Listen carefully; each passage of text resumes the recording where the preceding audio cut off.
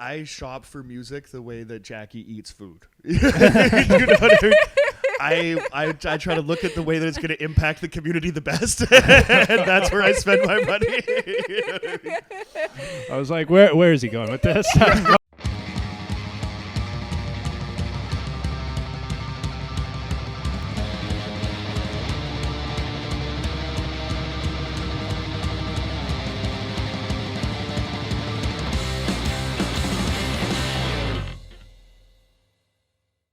Ha ha ha ha. Hello there. Welcome back to Show Me Yours podcast with Jackie and Jonny. I'm Jackie Agnew. I'm Jonny DeVito. And thanks so much for watching. Is this the voice that we're going to do? Yeah. Is this the voice for the character? Yeah, I haven't really thought about it too much. Yeah, we didn't talk about that at all. Thanks for tuning in.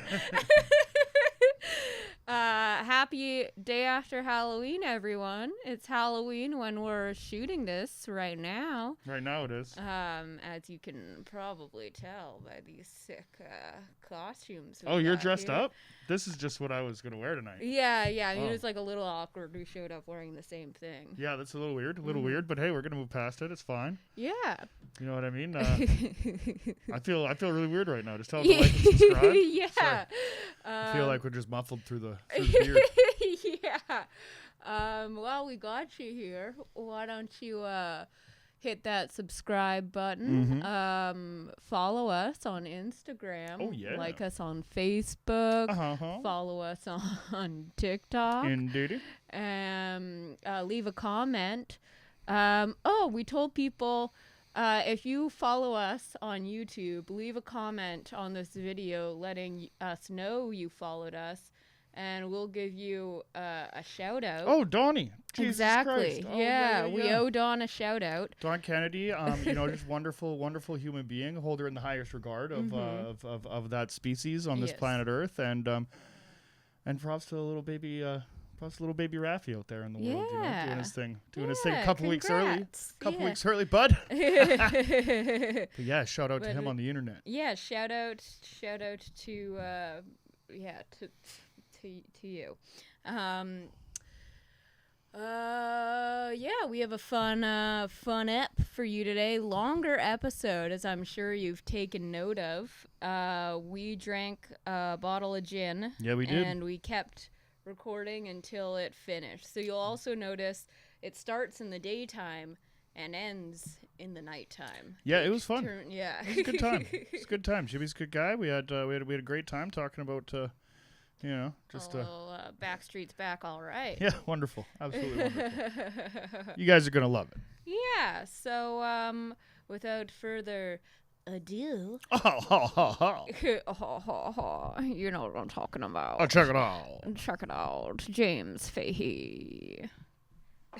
Welcome back to the program, everybody. We are very pleased on this lovely morning, this lovely fall Vancouver morning. We have a fantastic friend, a very funny man, and a fantastic golfer, if I do say so myself.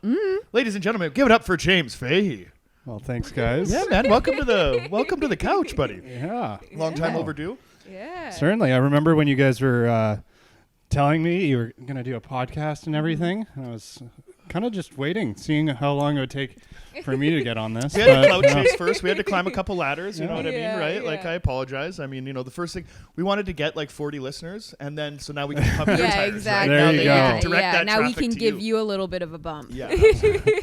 Well, it's okay because it's one of those things like being on camera. I'm always a little nervous about. Oh, they're not even here. here. Don't even worry. No, I know. I'd almost rather be in front of a live audience. It's always just a totally different forum. Because then you're like playing to the audience. It's kind of it's a completely different thing to like play to the camera because you're getting no like feedback. For sure. Like I don't like. Am I supposed to look at you? Am I supposed to look at them? Like I rarely look at them. Jackie's looking at them all the time. She's a little mug into the you guys. Absolutely.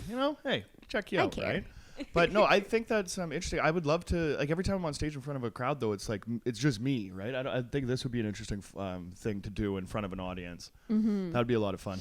Shout out to San Francisco Comedy Festival. Accept us, and we're doing that down south. That would be rad.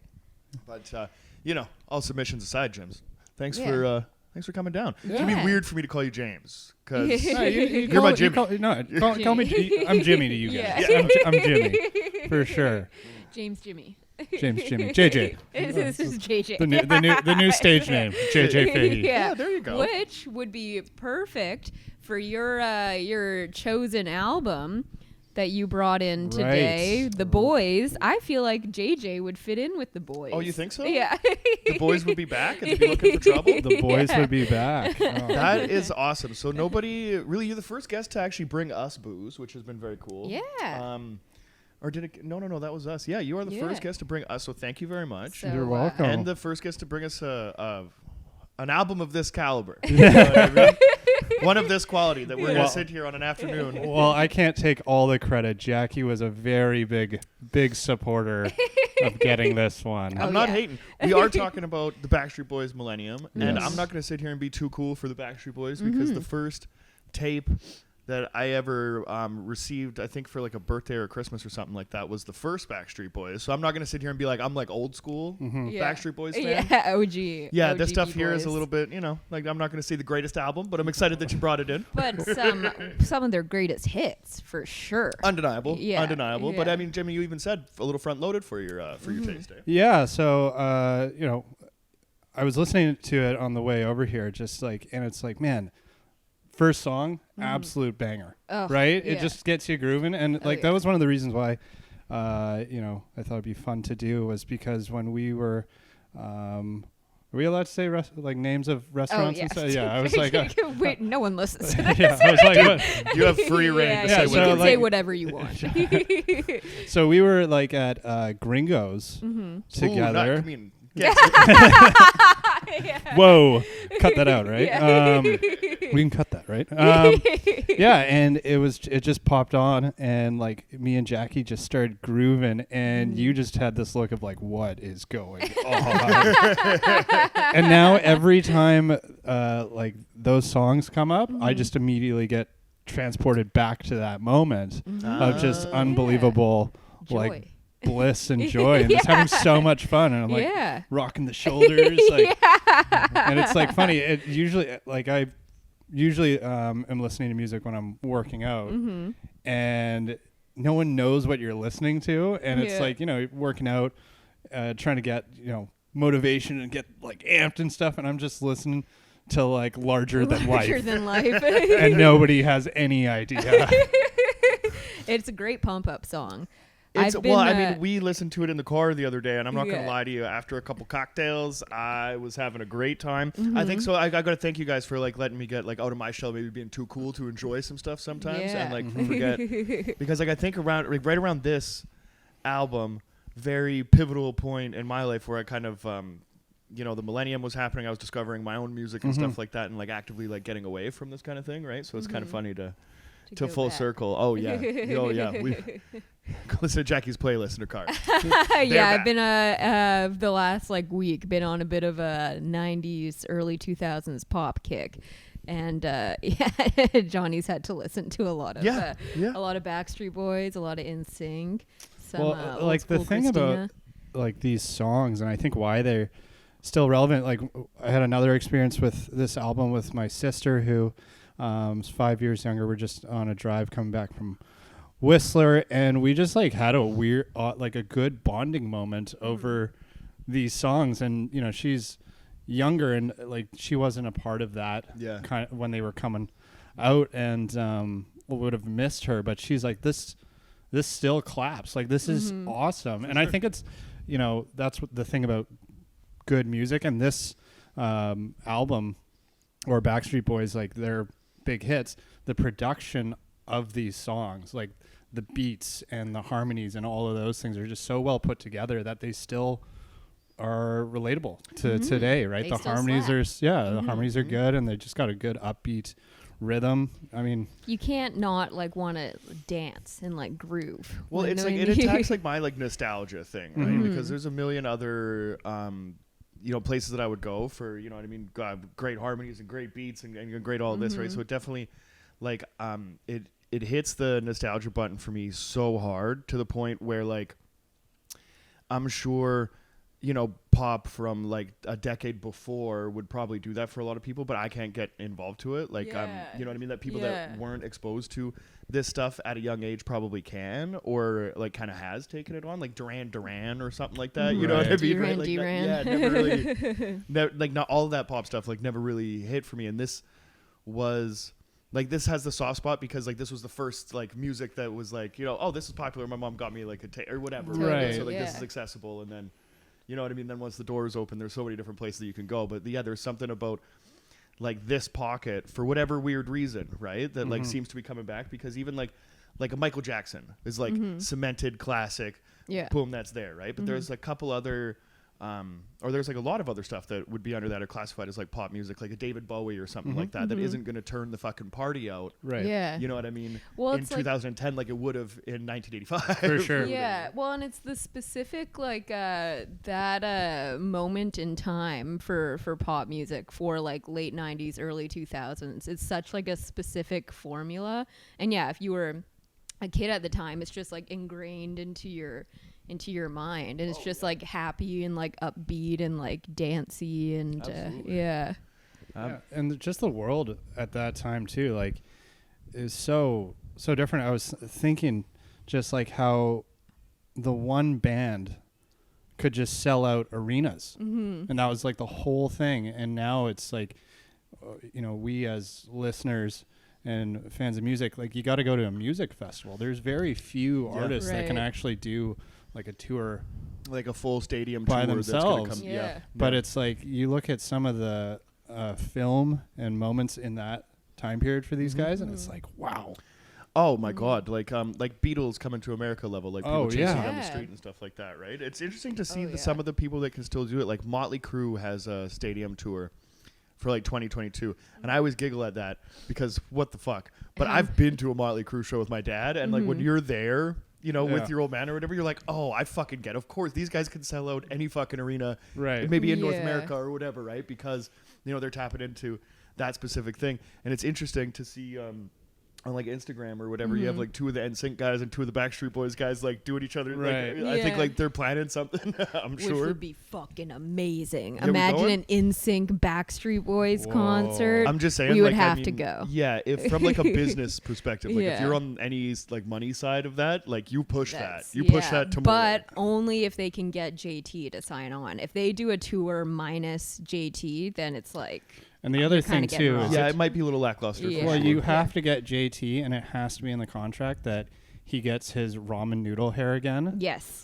For it, like, that's the only way Yeah. I'm going to be buying a ticket for $100+. Yeah. I want to see JT Yeah. back with the ramen noodle hair. Fuck yeah. Like, that was a look. That was a Yeah. time. And it's, what has it been, like 20 years since? That's about time for it to come back. Yeah, I I mean, would. not He opposed He to should that. go for Halloween. How has he not done this as himself in the 90s? Oh, man. I That feel would like be so good. I feel Yeah. like you could do that for so many. Like, the 90s was just such a iconic period for fashion. And like, when I think when we say 90s and what we're thinking, it's like, the latter half of that Yeah, late decade, and then 90s, the early start. 2000s. Like, yeah, everything yeah. is in like the on the fives Yeah, Yeah. I Right, when it totally comes- agree. Yeah. Yeah. to that stuff. But I mean, you look at some of the outfits that are put on like red carpets, Yeah. and just like, I mean, it is kind of coming back, right? Like low-rise jeans. Totally. Oh, bring 'em back. It's Bring coming 'em back. back. It's coming back. Like, I don't and know. it's coming back with a force. All you little And- whale Oh, watchers yeah, out yeah. there, get ready. Get ready for the Oh, tails. man. Whale tail. And you know what? There's probably going to be more tramp stamps that are going to come out. The I mean, lower back fashion is cyclical, right? And I'm Yeah. totally here for it. I'm here for a tramp. I've said on the podcast before, and I'll say it again. I want to get a tramp stamp of a whale tail. Right? Nice. Right? It's pretty fucking cool. Pretty awesome. Just like upside down and kind of like just like cartoonish. It's like, what is Yeah. that? Like, is it a whale's tail? Yeah. Yes. Yes, it is.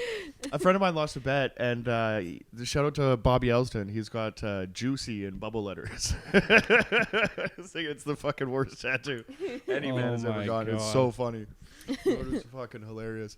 But yeah, like in the 90s fashion, right? Like that's something, especially like early 2000s or whatever. Like I had like massive pants You know what I mean, right? Like the shirts, like everything was I think like so extra for like so many different. I didn't have my regular hair color for.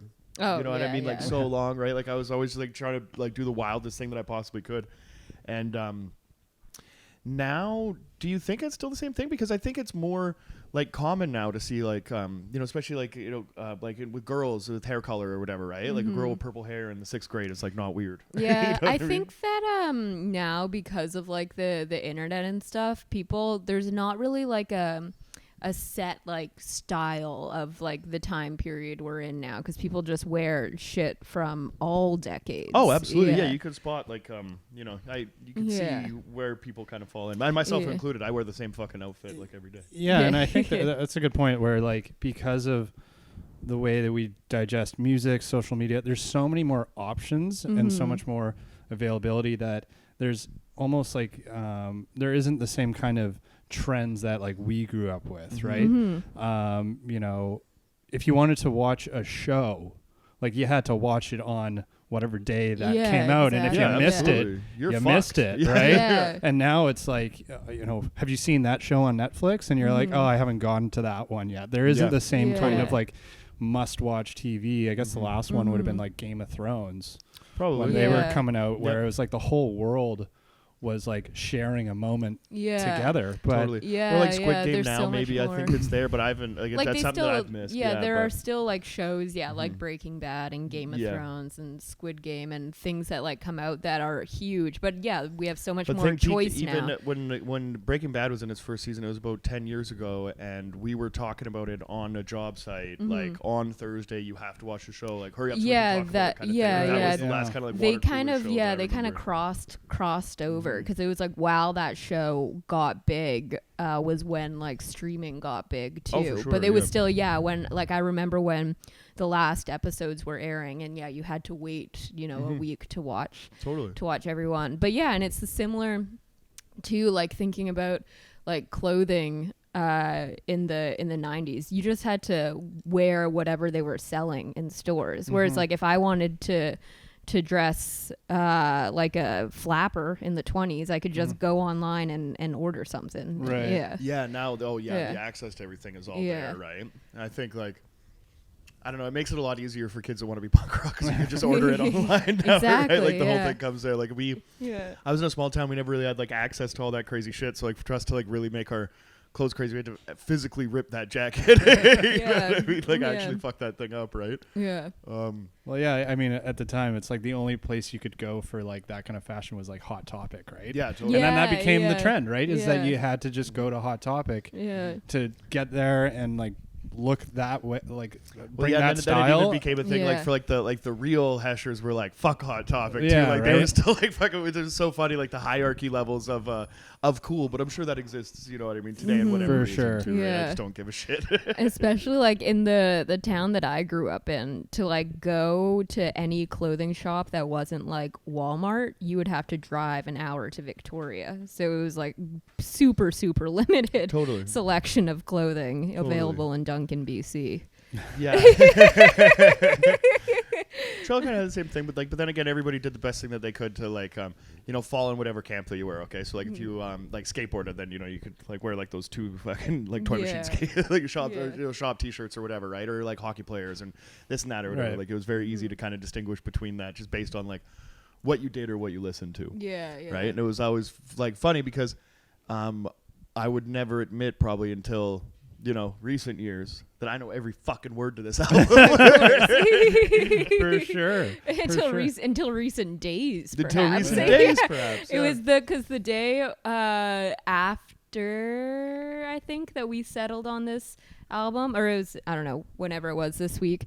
And so I was like listening to it and like getting, into this era of music. And I pick Jonny up to go to a show, and I'm playing like a song off this album when I pick him up, and Jonny is like not happy about it. But then by the time we're coming home that night, he's like singing along to it in the car. I saw the story. I saw the story, man. You got shithoused. It's a little bit different story.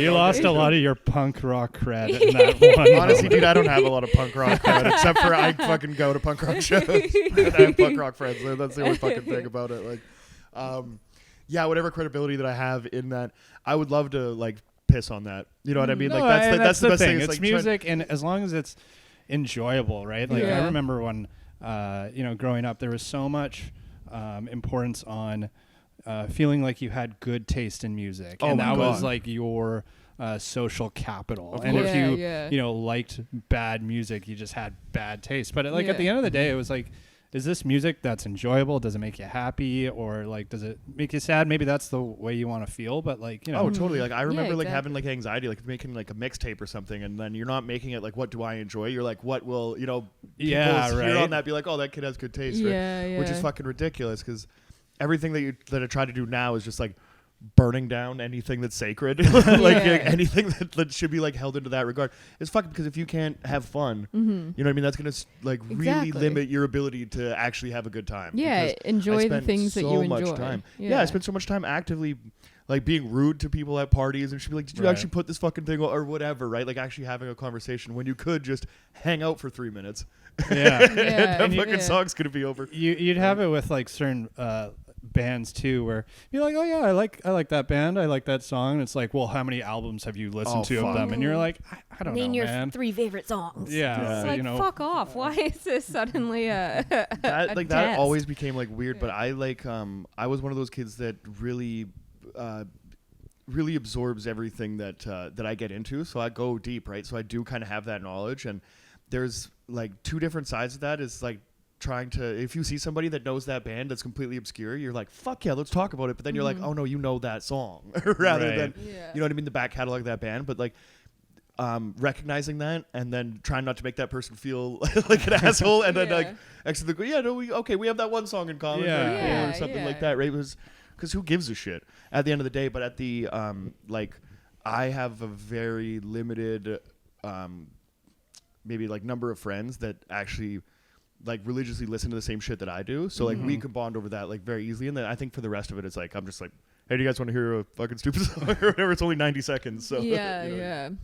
When you were a kid, like, was this your jam? Like the boy bands and shit? Well, I think this was, and this is one of the things that why it like came up. I was, you guys were asking like what albums, and one of the reasons why this like came to mind was this was the first album I had ever like gotten or purchased. I mean, I was Okay. like I think 8 when Yeah, this yeah, came yeah. out Same or story. whatever, Yeah. Sure.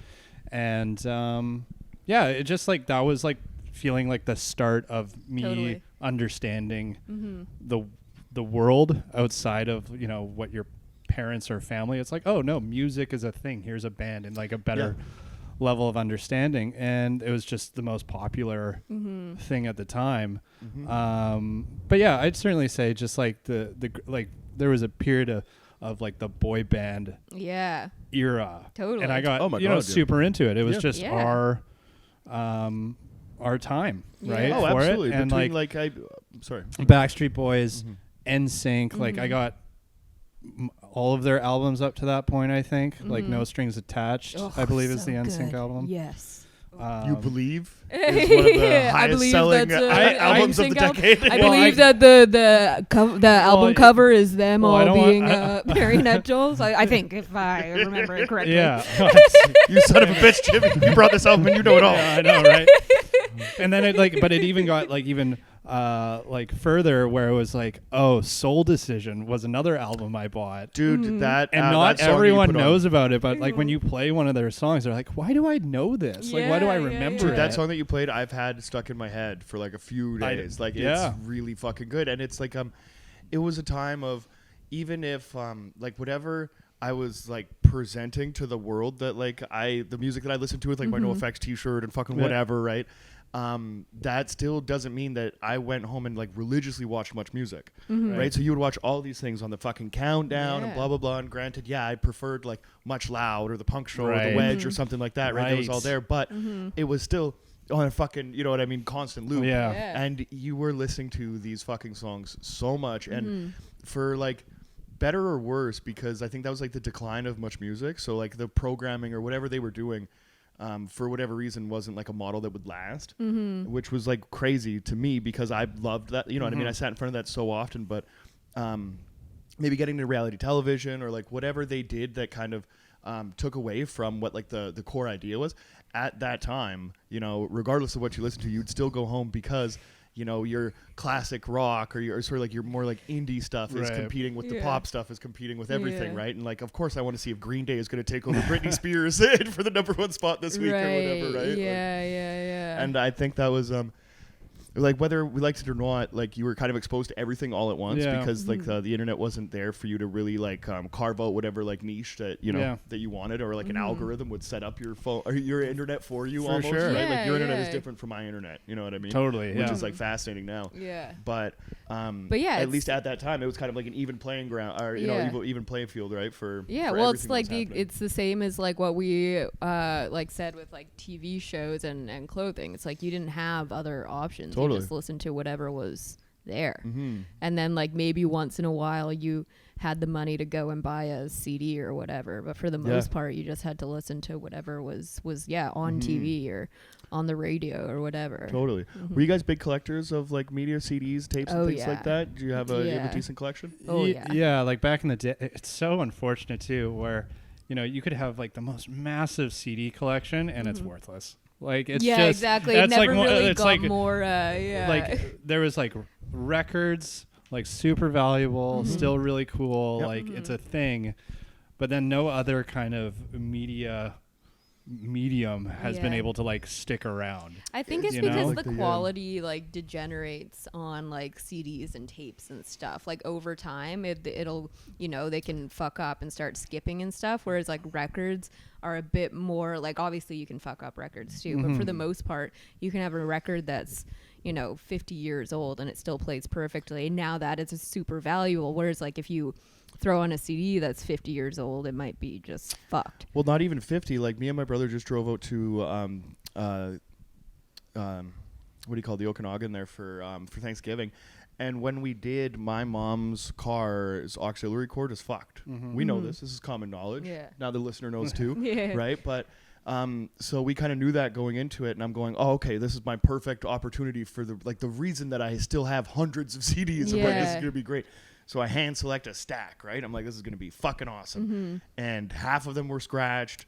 Half of them were the wrong CD in there. And you know what I mean? This is some shit that like I would have went nuts about 10 years ago when I was actively playing these things all the time and whatever. And then I think just a little bit of carelessness on my part has now made like 100 pounds of plastic in my room completely fucking useless. Right? But that being said, there's still, excuse me, like a sentimental attachment that I have for all of them. There's a CD right behind your shoulder there. Binary Star. That is two guys that met in jail somewhere in Minneapolis, and they made this hip-hop tape that is like real underground hip-hop, some of like the best rhyming, and it was like kind of my introduction to like hip-hop that wasn't more like mainstream and stuff. That was like, that is the epitome of like underground hip hop. If you were gonna like give me a top 5 list or something like that, like I would Binary Star, Masters of the Universe, check that shit out. But that fucking CD was so hard to get in a small town, so I had to go into like a CD store and ask a guy to order it from wherever the fuck it came from, and I paid him like $40 to do so as a kid in like high school. And I waited there for months and months, like Binary Stars coming in, and then finally I went to him and I was like, where the fuck is the CD? And he was like, oh, it was almost like he didn't really realize that it was there. So I ended up getting my money back from this guy. And then a week later, I'm just in that CD store just like flipping through the hip hop section, and I fucking find it. What the fuck? Yeah, well, I saved $20 on it because it was there you go. $40 or whatever, right? But like that fucking album means so much to me. The music on it, but also the lengths that I went to get it and all of that stuff, right? So like that's kind of a, you know, that little...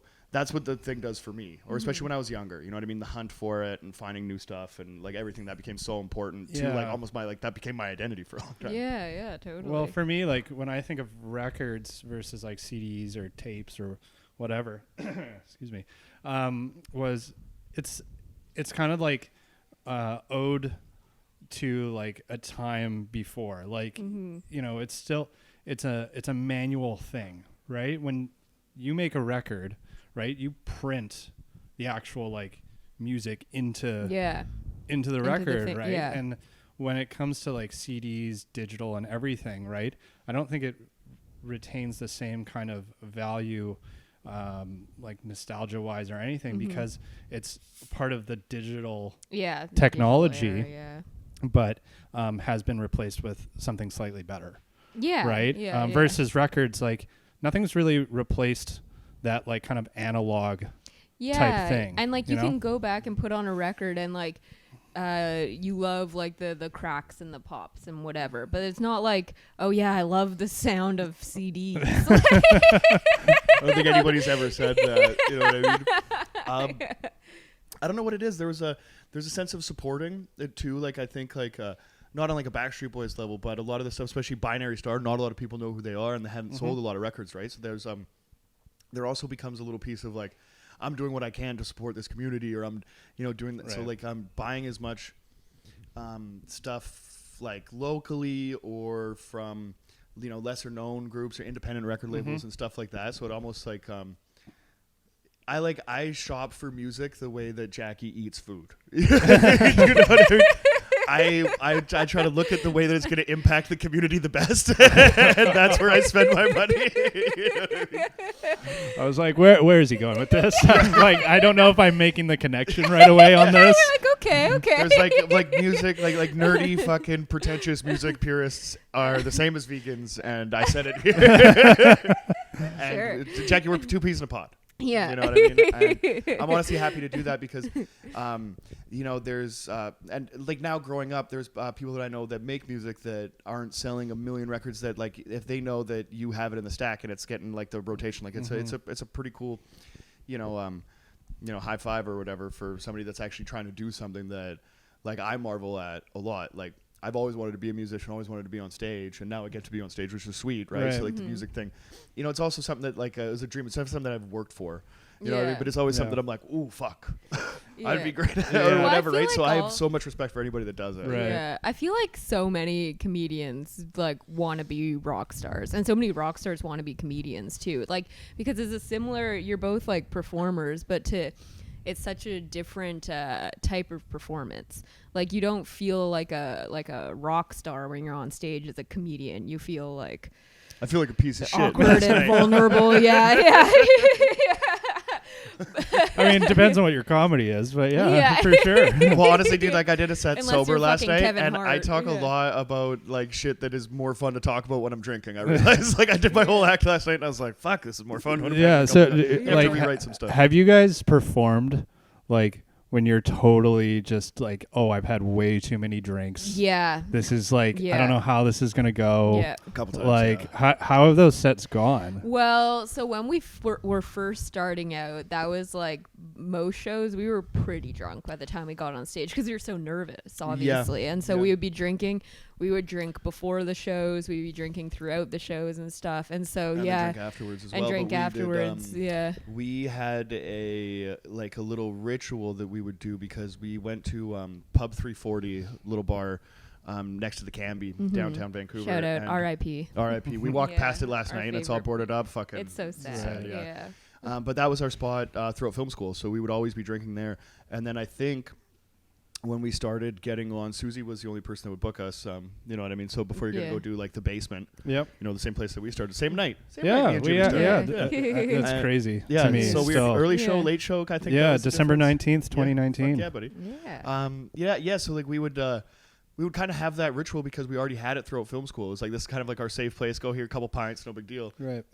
And not really realizing the way stand-up works or whatever, like that, or the like kind of like the community and stuff like that. Because last night showing up to a show completely sober, we've been here for a couple years. These people that we're performing with are now friends. You know what I mean? So you're just kind of having like it's a totally different thing than us being fucking shit terrified. Yeah. At the bar across the street are like Malone's or something like that, just pounding drinks before set. Well, now it's like more about like the craft. Yeah, now it's about doing well. Yeah. Now we give a shit a little bit. We always gave a shit, but I think at first it was just kind of getting it. used to it and getting up on stage. And there were a couple times, especially at Junction. I remember a couple nights being pretty fucking drunk on stage. And I mean, not that Junction ever went well. Did you ever do Junction? I never did a Junction show. Oh, no, man. never did. Did you ever miss out? No, It was I've heard. I love them. I love them. Yeah, we loved them. Shout out to because Jake, the bartender, was great to us. Yeah, because it was But there was, all like, it was nobody all that comics there. there. Right. Yeah, and so not that it mattered, and not that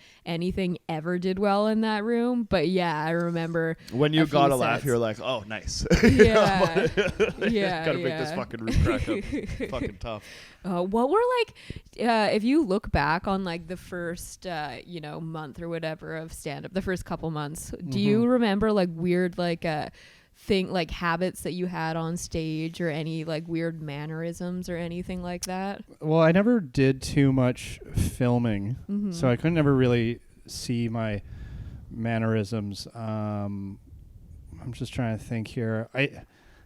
I know from like the first couple sets that got filmed, because it was like, oh, my first set ever or whatever.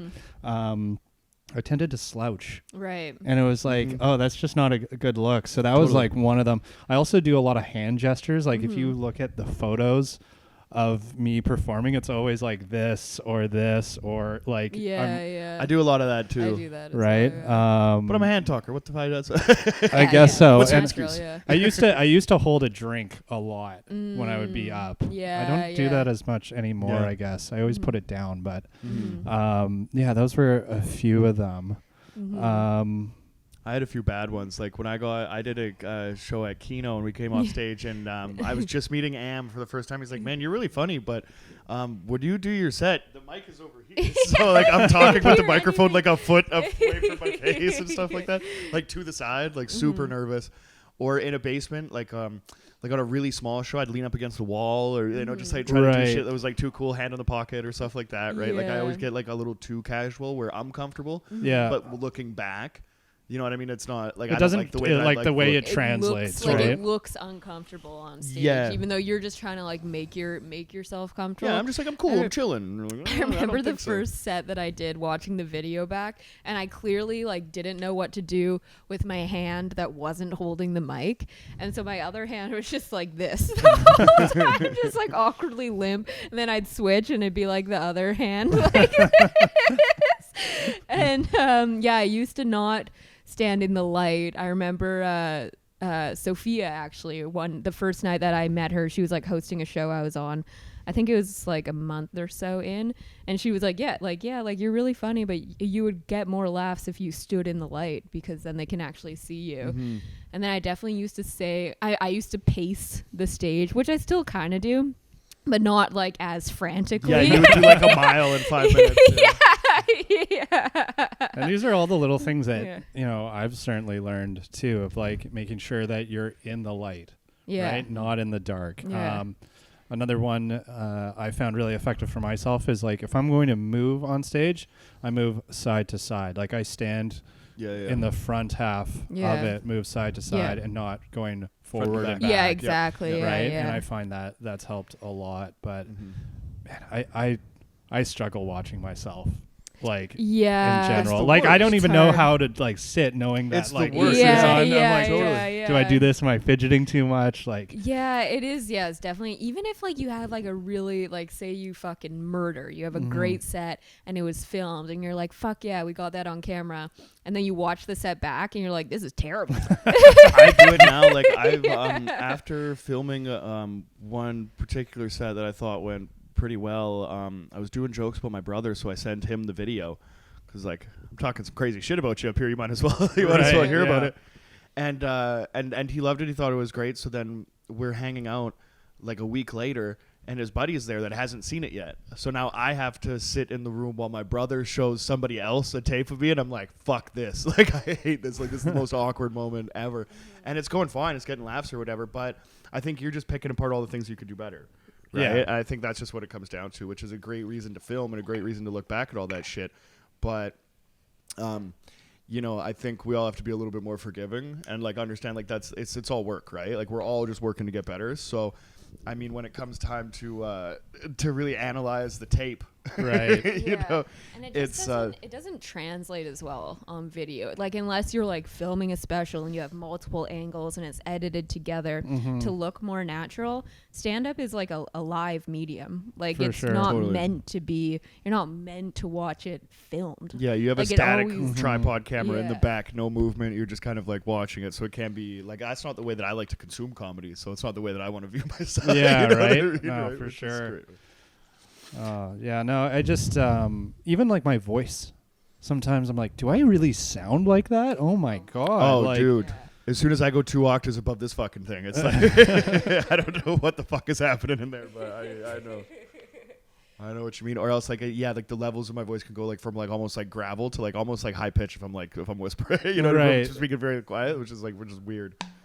But I don't know, as far as like all that, now that you got like a little bit more of like comfortability there, is there anything that you're looking at that you want to try as far as like material wise or Yeah, I mean, one of the things I've been telling people is that gigs I think are harder to come by than what we are accustomed to, like when we came through, I guess, the pandemic, where it was like we were like COVID spoiled, I think. totally Yeah, where we were got a just lot of doing like opportunity, 2 to 3 gigs a week. Totally, And when yeah. you're doing comedy that consistently, you are a little bit more comfortable to try newer stuff. Oh yeah. Yeah. And then currently, I'm doing a gig maybe once a week, once every 10 days. And, Yeah. it's just kind of the nature of what Yeah. the environment is right now. Yeah. And, yeah. I'm not as willing to try new stuff and more just like wanting to try to keep the rhythm that I have of like, the 10 that I've been doing. Yeah. Right. And not trying to lose it. And that kind of wanes in and out. Mm-hmm. But also like if you're going to a new show and it's like a booker you haven't actually met, it's, there's an Yeah, I'm going audition through that on- element Yeah, I'm going to you through that it. on want Monday to and bring I'm- your I'm- best yeah, shit. for sure. Yeah, And, yeah. thinking a and lot then about like that. as you get more comfortable and they know, oh no, he's funny, he's just trying some new stuff. Yeah. Right. Yeah, It's, yeah. Yeah, and especially because if you're only doing it like, once a week or once every 10 days or whatever, every time you do it, then it feels like you're shaking the rust off. Right. Totally. And so Totally. like, and it's been so weird since everything reopened, because like during COVID, when we were opened during COVID, there's a lot of shit going on and not as many comics doing it. Right. And so, we were getting lots of gigs. And then when things reopened again in the summer, it was like super, super busy for a while there. And now it's slowed right down. This week, for whatever reason, we've been really busy. Everything's This just week and like next week all I've of like got some our shit going shows on. for like the Mhm. month kind of like lined up to these couple weeks. And because fuck of all that, before like, that, Jesus. Yeah.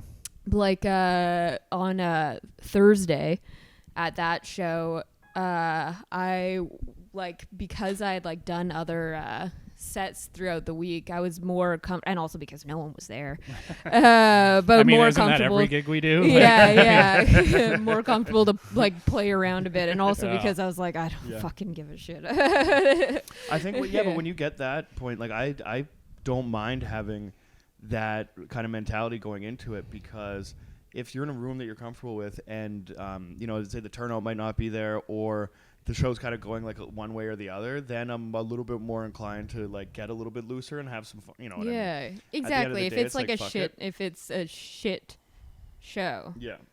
shit. Mm-hmm. Oh. Yeah, no. Ah. Something there. It's a bit. If it's, Write that that's down, something. That's That's something. No, if the show is shitty anyways, then you're like, well, fuck it, I'll play around because Yeah. this doesn't matter. Yeah. Totally. Yeah, I mean, when I was first starting out, I was I was at Hood 29, and I've only really been doing comedy for, I don't know, a few months, and no one had really turned out. It was like an audience of, maybe 5 or Classic whatever. Hood show, yeah. Yeah.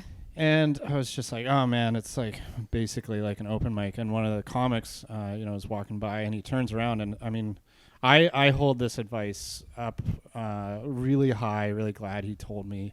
And I tell it to anyone. It's like, if you treat it like an open mic, it's going to be like an open mic, right? No, it's a show, right? Yeah. Treat it as such, whether there's 2 people, whether there's, 200 people, Totally. right?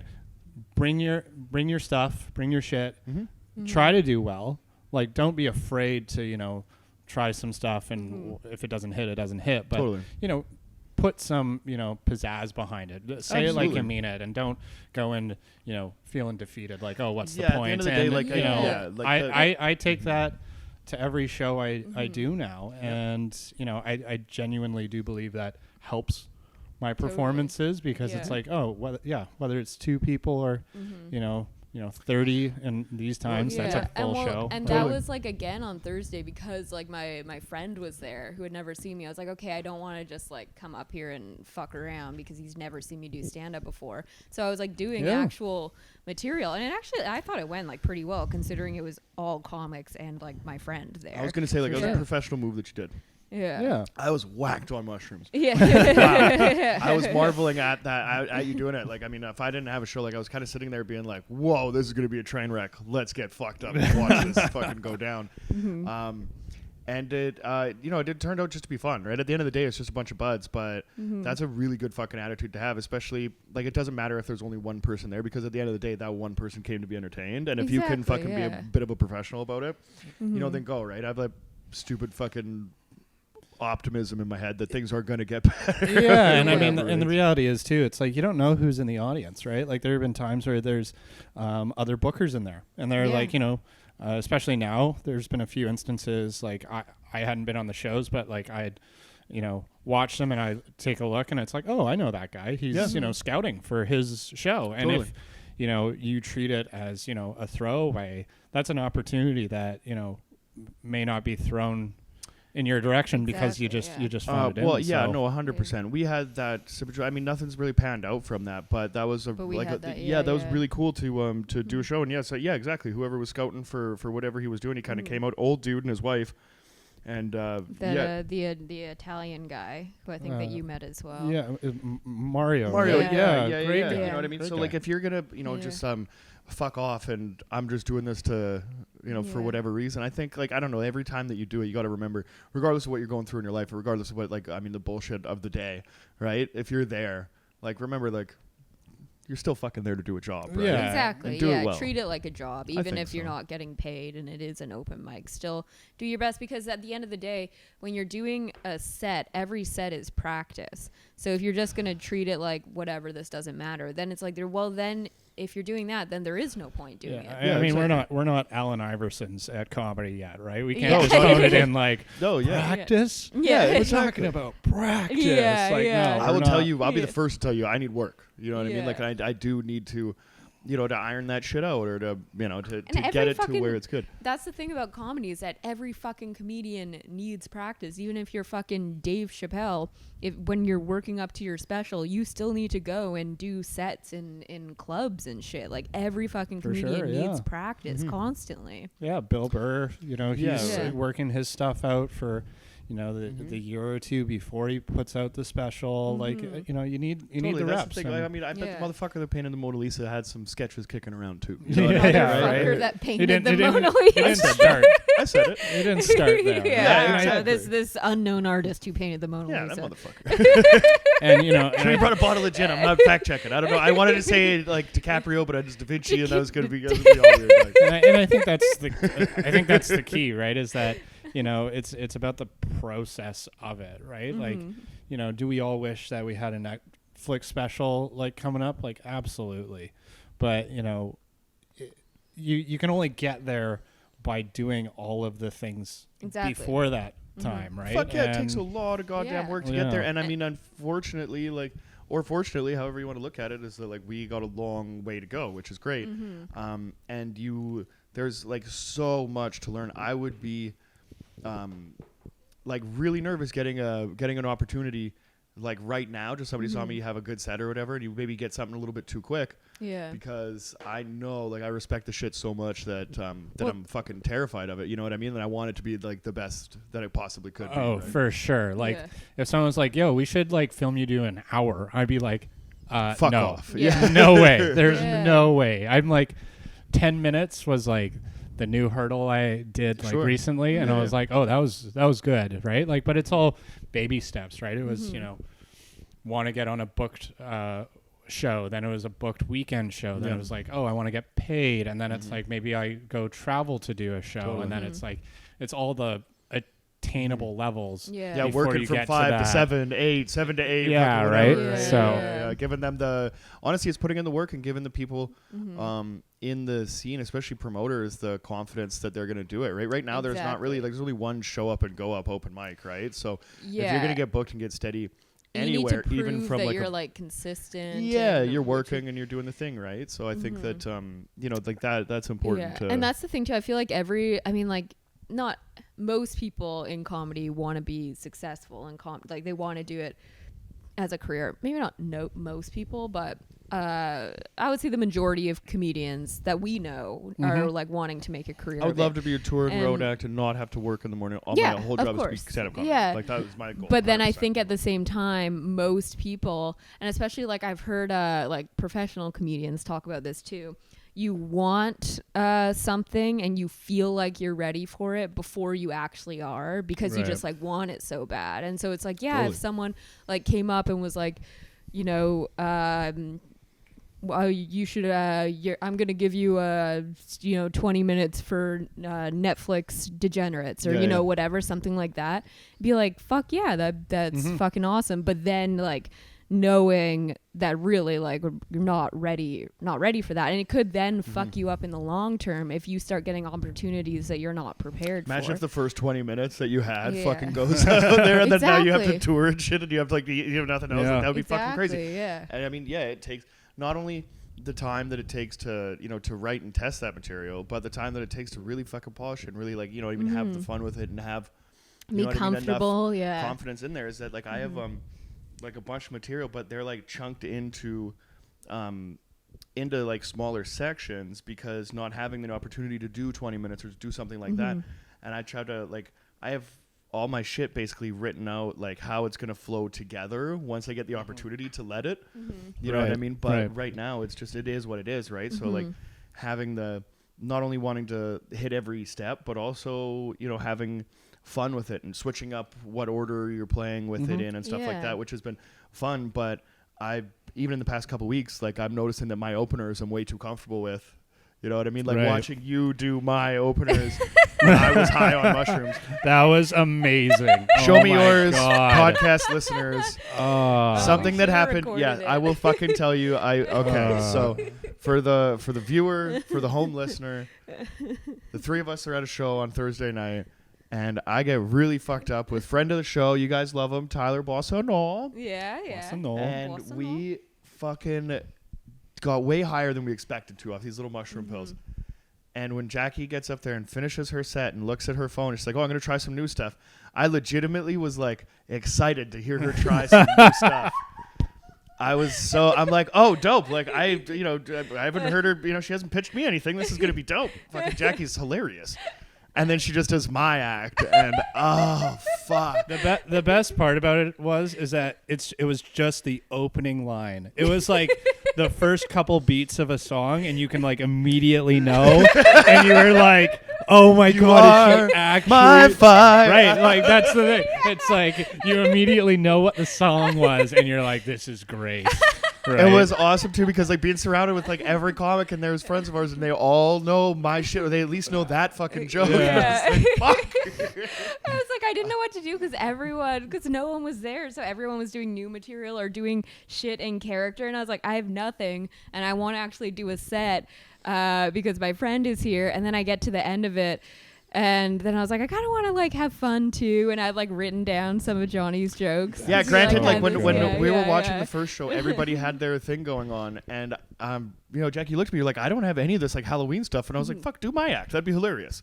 Yeah. Before I ate the mushrooms. Yeah. So, as soon as those mushrooms kicked in, and I forgot that was going to happen, so pounded beers too, I was like, and I wasn't even going, even after we had talked about it, and I wrote down a few of them, I wasn't even going to, but then I got to like the end of my set, and I didn't want to do more of my material. Right. And I was like, oh, well, like, he's not going to fucking light me anytime soon here, so I guess I'll just It was do hilarious, this. and it was funny, because honestly, like, I was nervous last night going on stage, because I still like those jokes, but I was like, that was a fucking experience. Yeah. You know what I mean? Could you imagine if So that like I did, but I almost wanted to acknowledge it last night. Yeah. And be like, hey guys, I heard these jokes just the way you did. Like I was an audience member for these jokes last night, and I'm really glad that you were into them because could you imagine if that became like some weird norm that like the Vancouver comedy scene does when it's like, because especially now there's everybody so does many each other's shows. act. Yeah, That Yeah. would be fucking Right. horrific. Yeah. and just How awful would that be? I don't know. I would. It would be kind of if there was just like if someone like rented out Little Mountain Gallery just for that, just for comics to do yeah. each other's material. That would be It hilarious. would be like a No. fun I mean, one-off. if you were selling yeah. tickets to that shit, that would be the Don't weirdest. sell no, tickets to no, it. this wouldn't be like a ticketed event. Yeah. This is Yeah. like for those moments where it was It'd be like a no staff one's party. It'd in. be like a Christmas Yeah, party. right. Yeah, like, yeah. maybe we should just make that the comedians' Christmas party where we just do each other's bits. Everybody Oh just my fucking. God. Are we like we? I think we just came up with. I that think you idea. might have Fuck just come up yeah. with something. No one can steal it now. Not a lot of good Yeah, ideas happen on this podcast. So like that might be like one of the few. But you like light don't, bulbs. and you do it like a Secret Santa. So everyone like puts their own name, and so you and don't then you have to know. pull. You draw it, And like then you a have to day, draw, like a and couple so- days before, so you have time to Yeah, like, prep exactly. and And stuff. so yeah, you don't yeah. know what like That comedian Who's people doing are doing. yours? Yeah, right. Oh man, That would be fun. Just before the show, somebody gives you an extra tight hug, and you're like, "Oh, son of a bitch!" Oh yeah. But it would just be so demoralizing if it was just like, wow, that actually works so much better for them than it does for me. Like, could you imagine? Yeah, oh god, it would. Yeah. But like, I would be horrified. But though, there's like, there's a few. I'm not saying that I have enemies. I'm not saying that there's, but there's some people that like aren't my friends. Exactly. That's what I was just. That it would be thinking, really fun to do there yeah. and crush with it. Right. But it Oh, would then man. suck if that like was a thing for like to have like a comedian who maybe you're not friends with or whatever to see them do your act. You'd be like, "Fucking get my words out of your mouth." you son of a Yeah, well, bitch. exactly. Like, that's why I don't think it would that's why I get, don't it know would if for it'd be sure cool. get really You would- nasty you would real have to quick. hear- We would have to do it in a have to, group like, of like 12 of us. We're all handpick the good friends. comics on it. Yeah, yeah. Like, I'm just thinking of like what guy would be the funniest to do your set. Bang. Oh my god. Just That would Pang. be amazing. Robert. Friend of the show, Robert Pang, coming Oh man. like a Robert Pang emerging from the bush. Yeah, After the war. This is getting meta. That is fucking Oh crazy. my I think it's a wicked That's a idea, but great it's one of those idea, ones that yeah. like You'd have to have such like good trust. And We would have to Yeah. select the comics on the Yeah. show. That's why I say like if you rent out Little Mountain Gallery and it's just like an insular thing, and so that way it's not like a free for all. You like select Yeah. certain comics. To You be could on it. you could Yeah. also like as a comic say I'd only allow like this group, and you can just do like pockets or Mhm. like because there's different friend groups within the community as well, right? That are really Right. tight, and totally Yeah, you know exactly, they yeah. would probably be comfortable. better suited doing each other's. Yeah, Yeah. right. And I Sure. think that's what it really comes down to is that, what makes it funny is the fact that the trust and the relationship is there, right? And I think Mhm. that's just in general with comedy is like the trust aspect. Yeah. And like, the empathy, like the Yeah. ability to put yourself in that other person's shoes. And if you Yeah. don't really care for that other person or they don't really care for you, then it doesn't Exactly. It Land wouldn't It's be the not fun. going same to It feel way. wouldn't like be fun buds, if right? there Like was, it should a feel Yeah. like to friendship it. and Yeah. fun. Then like that would Yeah. be the shit. But yeah, like that would be like an Mm-hmm. an like offside what I just joke. said a couple Yeah, minutes ago. But like exactly. being a fucking dick about it. Like Yeah. that's not Yeah. like that No. shouldn't happen. At the show. Imagine It would be this. very fun. Yeah. But it for would one be- person, Yeah. for you. That's But what like, I'm yeah. saying. Imagine, so say like we draw like a week beforehand or whatever, and then you get to one, but you have to do like research on it. So all of a sudden you notice like one comic is just showing up at all of your shows, taking Oh, God. Literally just doing the most heinous thing in comedy you could do, stealing and writing. That would Yeah, just be yeah, writing fucking their jokes hilarious. down. Watch it become like start as like such a this conversation started out like that would be so funny and happy, and then it just became so toxic. Yeah, like yeah. immediately, like That's what I with Get 5 ourselves minutes. Yeah. blackballed Well, like, for well, hosting Yeah. hosting this fucking show. Well, totally, but like that's the thing about like this fucking art form is that it's so individualistic, like more so than fucking anything. And I mean, like a visual art or whatever, right? Obviously, Yeah. like that, like Picasso was Picasso, or like Saber is Saber if you're a fan of graffiti art. Like, you know what I mean? Like that. Nobody else does it the way that fucking person does it. Yeah. So when you see somebody else do it in any other art community and like both comedies, but especially as well, right? Is like you're fucking biting.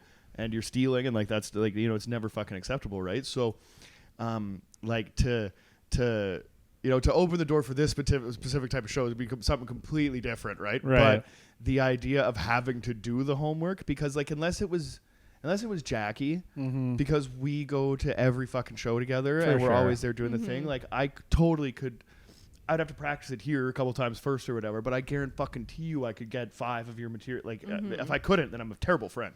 You know what I mean, right? But like yours would be fucking difficult, right? Or like anybody else, even like any good friends would be tough. I'm trying to think of like I could do specific jokes of yours that but to do your whole act or to do your mannerisms and to, or whatever, to do that whole thing, that would actually take like a little bit of. You would need to do fucking research on it. You'd have and to. Imagine like doing someone who like does a lot of who riffs a lot, like you get like Pang or even like or even Darcy, who doesn't necessarily, he riffs a lot, but it's like his act and why it's so brilliant is because it's him. Imagine anyone else doing Darcy's material. That would suck. I couldn't imagine it. No, not at all. But like if you could like bang down and not taking anything away from any other like comedian or whatever, like a guy like Sean McDonald, also fucking brilliant. That was but I think his would be a more easy style to impersonate. Just because the way his material is and the way that he is on stage, I would be way like if I pulled his name out of the hat, I'd be way more comfortable doing it. But then than you like would. A Darcy But do you like think you'd be able to remember 5 minutes worth of his no, material? He's awesome. Exactly. He's so good. Yeah. Exactly. No like chance. even if you like went to like say you had a week and you went to all of his shows that week, a lot of it would just be like really good riffing, really good crowd work, and it's like, all right, well I can't fucking do that. So like there would be like there are a few jokes of Sean's that I would be able to remember, but for the most part it's like I can't do what he does. Exactly. Yeah, right? That's what I think. yeah. That's what'll set this thing apart. Because like even if you're taking art from whatever and making music or putting it on a canvas or like doing any of that, then you can be like really good at stealing and pass it off as your own and get success. Right. But I don't fucking think you could do that and have any longevity like in comedy. For sure, no.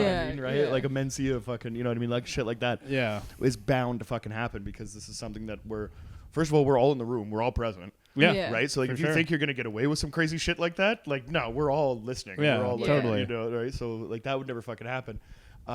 Or like if it did, then it would be like like really fucked up circumstances, kind of like, you know what I mean, like the most successful person in the room was just stealing from like that Mencia fucking thing happened, right? Like I would be like, I think it would be hilarious. You know what I mean? It would be a great story that we could all talk about for 10 fucking years. Yeah. But like I think we would all be doing ourselves a disservice. Yeah. That's it. It'd be funny if there was like 10 comics that you picked specifically to do it. I could think of 3 more people that would be fun to do. If like it's just like we just had a small private party, but I don't know. I don't think. Yeah, I don't know about renting out a venue. No, I don't know that. if you do it as a show. I think if you were to Like do it you as like said, a Christmas party, and it's like We should have it's a the people Christmas you want to party. hang out with anyways. Exactly. And then you yeah. just like did it as like an impersonation, right? Yeah, Just the same way that when I think of it, it's like SNL, and you're impersonating someone like Alec Baldwin doing Trump. You just turn the dial on the mannerisms like to 100. Totally. Yeah. And it only is funny because everyone in the room knows the individual so well that Dude, we're gonna do it. It has to be a karaoke party, right? Because it's like we go to a gotta be karaoke like bar, a- like that would be the yeah, perfect place to do it. They have the private yeah. rooms and shit like that. You Yeah. get like 7 people would in be there. That'd be fun. fucking. Yeah. That would be awesome. Yeah, well, maybe do we that. should look at that. We Christmas. should, Christmas. A funny Christmas. Christmas is coming up. Mozzie's Yeah. fucking moving out, but that's Yeah. I mean, this is a podcast. You can't talk about my roommate. But friend of the show, Mozzie. This is Tracy Chapman. Worst Christmas ever. Worst This Christmas sucks ass. But I think we should totally do that. Yeah, that would be good. Absolutely. Secret Santa, but comedy style. Yeah. Yeah, fuck, I had another question I was going to ask, but now it's... Oh, Jackie, that's great radio. Jimmy, tell me, we're talking golf now. Oh, we're going to talk that's golf? what I was going to do. Golf. Okay. Yeah. Here So we for the go. listener, Yeah, for the yeah. listener, if anybody that doesn't know, Jimmy here, very funny man, great friend, good dude, hanging out. I go to play golf with this fucking guy, and it turns out could be professional, could have been professional, could still potentially be professional. Where are you at in the golf world What's right your now, evaluation other than of not your giving own a golf fuck about golf? Yeah. Yeah, so the background of me playing golf was always been an individual who played sports growing up, as I think many Canadians did, right? It was like yeah, of course. I hockey, mean, yeah, but would you golf, run soccer. the gamut? I did basketball and like Sure. kickboxing and stuff like that. That was Yeah, and then golf was just the one that I decided to pursue at a young age and just like focused on that. Did you excel at it from a pretty young age? Like, was Yeah. there a point where they were like, oh, like we should focus on this, say, more than hockey or more than anything else? Yeah, it was. I definitely had more success in golf than I did like any other sports, and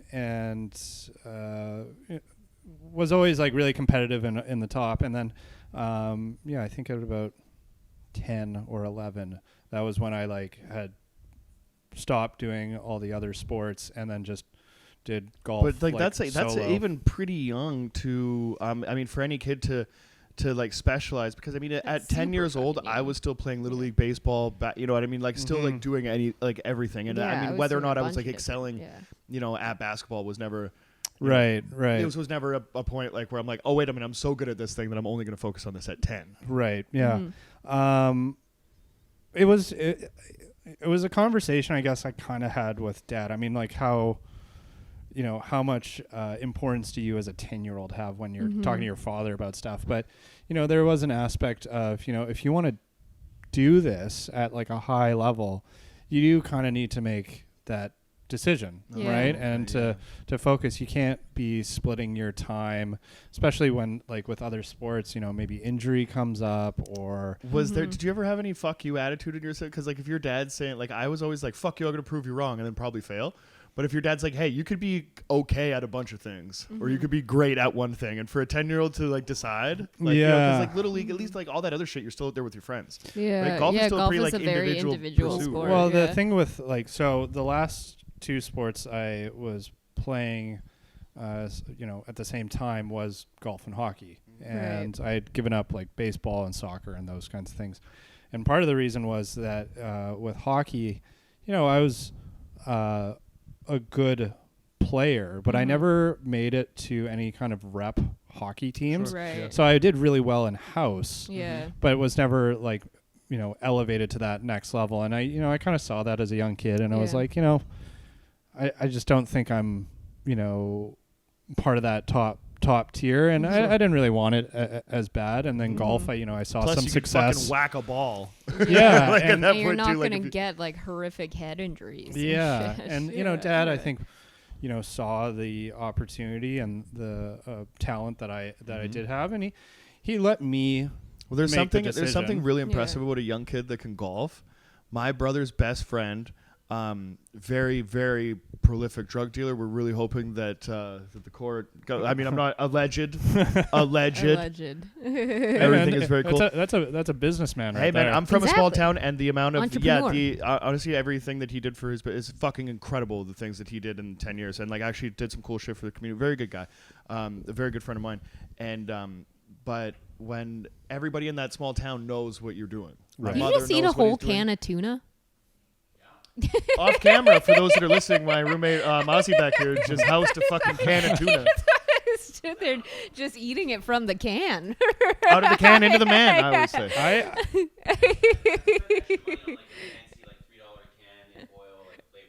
Oh, okay. I like how that's we'll the let it like slide. level of canned tuna. Is like I spent big dollars and got the On my $3 tuna, right? can. Yeah. This motherfucker, yeah, I believe him. I believe him. Okay, Oh, there there's- you go. Yeah, man. Can't have straight mayo out on of it. the Can't have can, anything. yeah. Mozzie's a fucking purist. Canned tuna, I just can't get behind. It's just one of the foods that I'm just. Yeah, you don't Maybe spend it's the the extra fancy. dollar. The Maybe extra it's dollar on the fancy. Yeah, right. It's got olive oil in it. Oh my god. Yeah. Fascinated by it because I'm not a Yeah. canned fish person either, but I Yeah. am thinking about just getting healthy, and I'm like my body's turning 31, Yeah. and I'm noticing it. My shirts are small. and We're I was like, obviously not starting today since we're pounding a bottle of gin. Hungover as fuck. I'm telling You're you, gone. I feel much better. I feel great. fantastic I feel right fantastic. now. What hangover? Oh, But man. okay, so sorry, back to my. No, I'm back so to my sorry. friend. I interrupted the you. thing that like Yeah. everybody in town knows what this person is up to, and however you feel about crime is how you feel about crime. But these are like my childhood friends. You know what I mean? Yeah. That's just something that I just like grew up with these people. So when I'm having a conversation with my grandparents, my nono, fucking God rest his soul, he's sitting at the dinner table, and he's asking about all the neighborhood kids, because I maybe only come back home to town once, twice a year or whatever, right? So we're having a Christmas dinner, and he goes, hey, so I saw your friend this guy, right? And then he goes, I saw this particular friend, what the fuck is he doing? And I'm like, well, he's just doing his thing, yeah, but he doesn't have to have all the tattoos and the chains and the flashy car and this, and that's my nono's way of saying this guy's gonna get fucking arrested. He's gonna get caught, right? Which is totally fair enough. So my nono's no fucking, he was no dummy, right? So everybody kind of knew what was going on. And for a childhood friend of yours, I mean, kind of like one of my older brothers, my brother's best friend, right? So for me, I always have to be like, what are you gonna do? You know what I mean? That guy's living his life, is whatever, right? So as much as they knew what was going on behind the scenes and how much they disproved of it, none of that mattered, because my nono would look at me and be like, holy fuck, he can hit a golf ball. The guy's a golfer, right? So like when you see, the kid grow up on the course and always, been very good, Right. even to the point now where he's taking like business clients Right. onto the course to, what I mean, on his dollar, right? Let's go play 18, holes or whatever, right? And we're back, ladies and gentlemen. After a small, after a short break, but basically to sum that story up, regardless of what was going on in that person's particular life, my grandfather recognizing the fact that this kid was so goddamn skilled at golf that made every other, kind of slip up in his life seem merely consequential. Right? So there had to be that point when, you know what I mean? Like we said, when you were a kid, that obviously there was something there, you know what I mean? That we could foster this talent to the point where you're just going to focus on this. Yeah, I think every parent, sees something in their kid, right? When you spend that much time with anyone in general, right? Like you get to see their talents and their possibilities, and for parents, obviously, they can see their kids, doing some incredible things, and one of those was for me golf. And well, like it really was, and not only to the point like as a young Canadian athlete, Jimmy, there was only 1-2 guys that I knew that were even looked at and scouted to go down south, right? Right. To Gonzaga University. Is a fucking sports school. Like, I mean, as a young basketball player in Western Canada, about, go Zags, right? Yeah, but, go Zags. So when, at what point, like, you graduated up here, and then you go fish out of water, like, I'm going to go pursue golf in the States? Like, so my story was a little bit more, I bounced around a little bit more than that, right? I was a good player, but I didn't get the same looks that a lot of other kids did. Racism? Maybe. I don't know. Half racism. Half racism. Only half of me you can be racist about, right? The other half, not so bad. Yeah, not so bad for a lot of people. Yeah, we'll get into that later, I guess. Don't worry. We can't just bring that. Yeah, we can't bring that up and not talk about it. We still got a quarter bottle, Jimmy. This is going to be the longest episode we've ever done. If any of you guys are wondering why we're going long, Jimmy brought a whole bottle. So we're going to drink it. Let's go. And we agreed that we would not stop until the bottle was finished. We made this agreement before today when we were all hungover, but now I think it was a great idea, because I was because as soon as when we poured the drinks and had the first sip, I said this is gonna go one of two ways. Either this is gonna be the best, like it's gonna, because hair of the dog, it depends on what kind of hangover you have. Sure. Sometimes that is a terrible idea, and you physically cannot make yourself drink. Yeah. Other times turns it right around. We lucked out like today. This time. Yeah. We're on the upswing. We're on the upswing. Where were we on the golf though? We got you bounced around a little bit. Yeah. Before. So right. Yeah. So I was trying to go to what's called like the big conference schools, right? So Pac-12, Big Ten, SEC, like those kinds of schools. Where does Gonzaga lie in that? They usually do pretty So well as far as like basketball goes. Yeah, but I so don't know they're about referred to as a mid-major okay. school, which is like all the conferences, outside of those big ones. Yeah, right? yeah. They're a part of what's called the West Coast Conference. Okay. And but sorry, just to even clarify a little bit deeper than that, like the Pac-12, Big Ten. I mean, I only know college sports through March Madness and through basketball. So are they usually, because I mean, obviously like. A school like Alabama or something, a phenomenal basketball program, would they be considered in a Big Ten as well for like other sports as well, or does that just mainly cover the? So the Alabama's in the SEC, yes. Which is one of the biggest, if not the biggest, because of their football. Yeah. And all those conferences make tons of money, but not every school can be like that. Of and course, so there's like a tier just below it, which is usually you get athletes that don't get the same kind of looks, right? For sure. Doesn't mean that the talent in those schools isn't no, and given great. the opportunity, like in competition, those lesser schools sometimes will rise up like a lot farther than they're given credit for. And Gonzaga is a perfect example with their 100%. basketball program. They've done so well the last, I don't know, I guess, what was it, 15 or at least in the last 10 years, they've done some incredible things. And then this run they've had the last 5 where, they're number 1 in the country. Doing right? solid. And I mean, when I was like playing high school basketball from 03 to 08, still nothing to shake a stick at. You know what I mean? For right? sure. So they've been like, contending, right? Yeah. And, Mark Few has been doing some unreal things with that program, getting some really great talents and, developing some good talent that goes on to do some great things. But, my journey to get there was, I was focused on the bigger schools. And then when I wasn't getting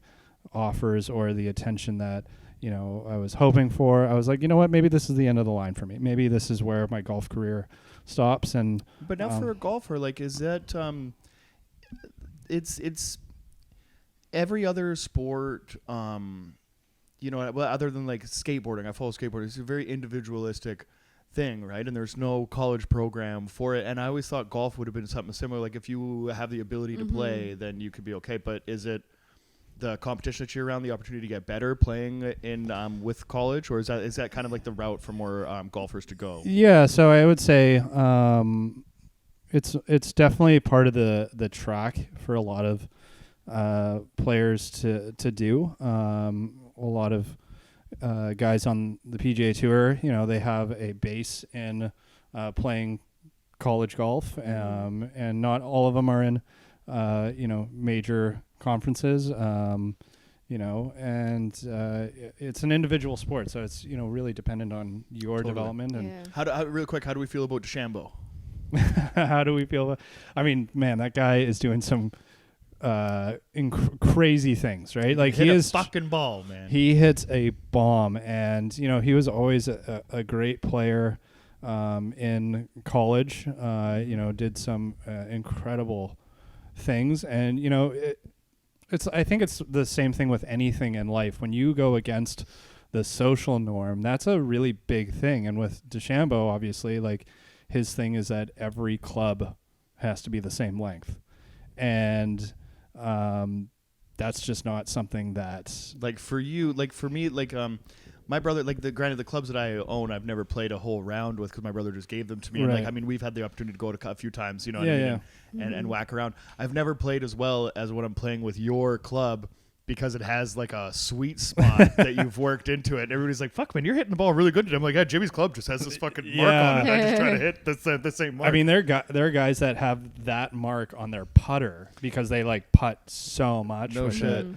But DeChambeau, he really changed the game in so many ways, right? Well, there's some guys that are beefing with him right now that I think is really interesting for the Golf Network to actually get some viewers on it. Now there's a little bit because there was I can't remember who was talking, but DeChambeau like walks by and apparently his cleats or his golf shoes are like regulation, but they're like metal, and like people so they can hear him kind of clopping across the ground. You're talking about the oh my gosh, how do I not I can't remember. this. My brother sent me the thing, so I Yeah. can't remember the golfer, but you could just see him like on PGA TV be like, this fucking guy. Well, and I think that's the thing, right? Is it's such an individual sport, and it's one of the few sports where it's not dependent on a bias, right? It's Right. like at the end of the day, Yeah. what was your score? No shit. And that's just how you're measured. And are you able to get the ball in the hole in less strokes than the next guy? Yeah, and over the there's course of like no- 3 days too. What I think what I'm starting to realize, and I don't know, maybe other people didn't realize it, is that the amount of golf that you're playing to win one of these Masters is not just the best of 18 holes. No, You know what I mean, no. right? Like that, and like that means that, like that is a true. Like the winner of those fucking tournaments, you could tell like that guy earned it that weekend. Yeah, You know for what I sure. mean? They Right? played the best, and they, Yeah. deserved it. And that's how it comes. And there's bad bounces, and there's lucky bounces, and things course, that yeah. help or hurt you. But Yeah. at the end of the day, yeah, no, for sure. There's no the thing that we've always said as golfers is there's no pictures on the scorecard. Right, it doesn't matter how you get the ball in the hole; it just matters that it No does. shit. Yeah. Right, Yeah, and there's right as opposed to every other sport. There's, he throws funny or he skates weird or Yeah. like there's ways that people will kind of Playing diminish. basketball, it was always like even a player that would put up good numbers, if they shot funny or you know what I mean, if they like handled the ball weird, it wasn't regardless of the numbers that you're putting up, it still looks fucking weird how you get it done, right? For sure. So, and I mean, and when we talk about it, right? Oh, absolutely. Yeah. Right. He's changed the game, and I don't know how many individuals will do what he's done, but he's found. Well, yeah, because he's taking like dog legs off of courses, right? Like just like hammering a fucking ball around the corner. Kind Yeah, of thing, I right? think that is something that you'll see younger kids pick up the same way that Tiger Woods, brought power. Well, there's that too. Yes, Jackie. There was that The way too. Tiger brought pussy to golf. Yeah, I mean, whoa. Yeah, I mean, that's tough, man. Like, that's a lot to handle. No, there that was guy. a theory. There was a Yeah, theory yeah. when Tiger wasn't playing well. Michael Rappaport was saying like Tiger needs to go back and do a TGI Fridays and fuck a Yeah. waitress because Yeah. when he's at the top of his level, like that's how you can't change anything. Like it's almost like baseball. Very superstitious sport, right? You Right, got to wear yeah. the same tie, you got to wear the same, like a manager has to do Yep. the, or whatever, Yeah, right? yeah. So I mean, maybe Tiger has Tiger to just go to a needs Hooters to- and fuck yeah. every girl that works there for him to Yeah. really compete at that level. Right. He does much worse when his marriage is going well.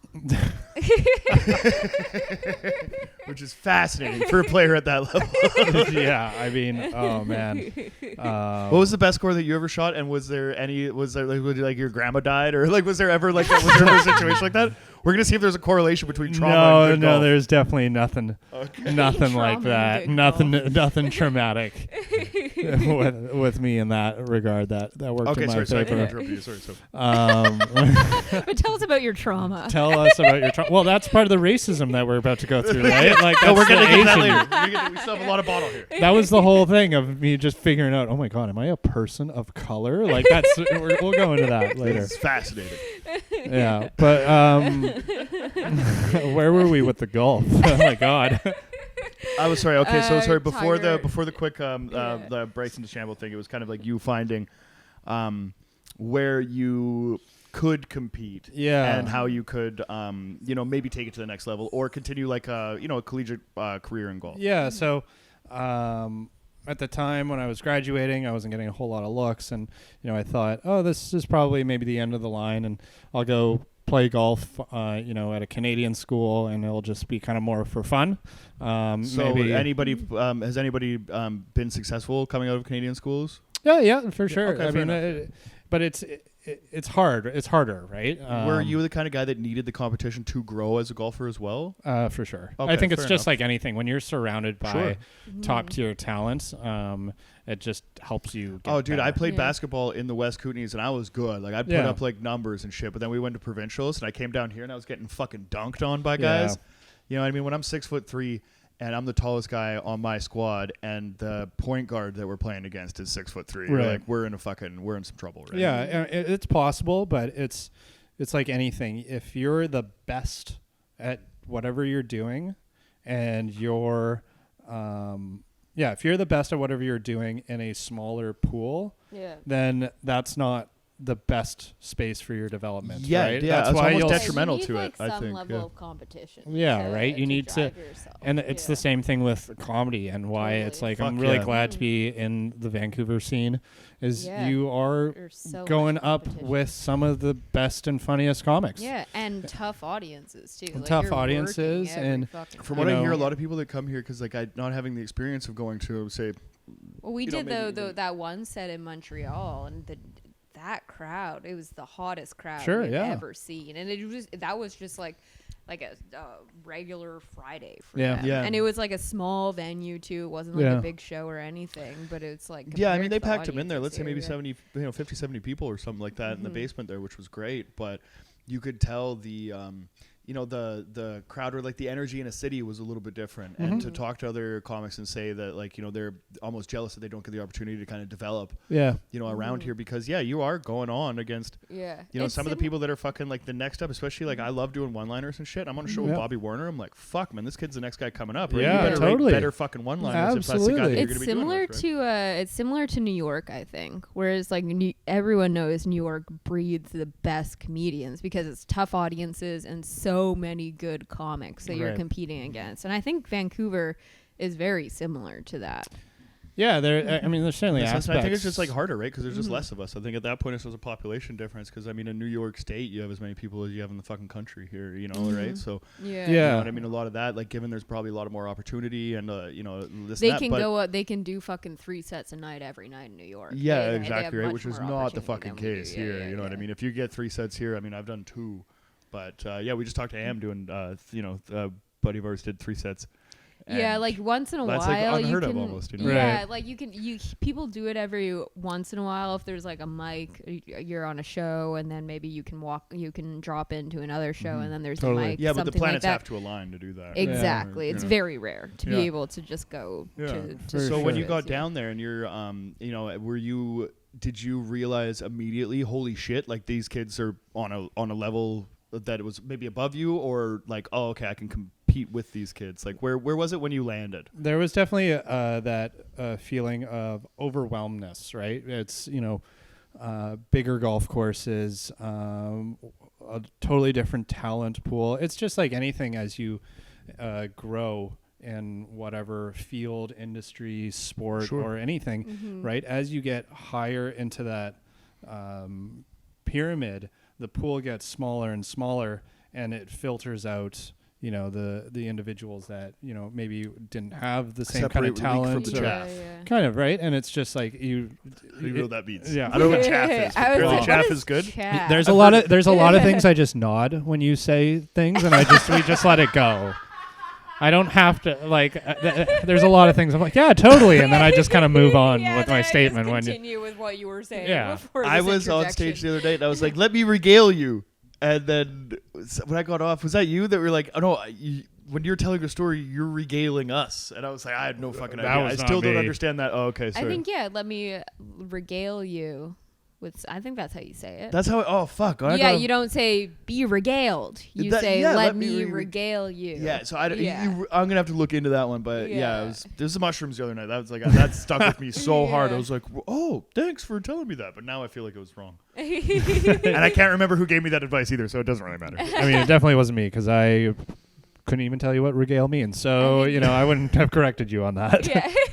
Well, I wasn't even on that's that not show. really how you use regale. Yeah. Yeah, well, I wasn't even on that show. Oh, it would have been the other night. I Oh my can't think God. of a time Jesus that you've Christ. said regale Jimmy on came over and stage. got me drunk. Yeah.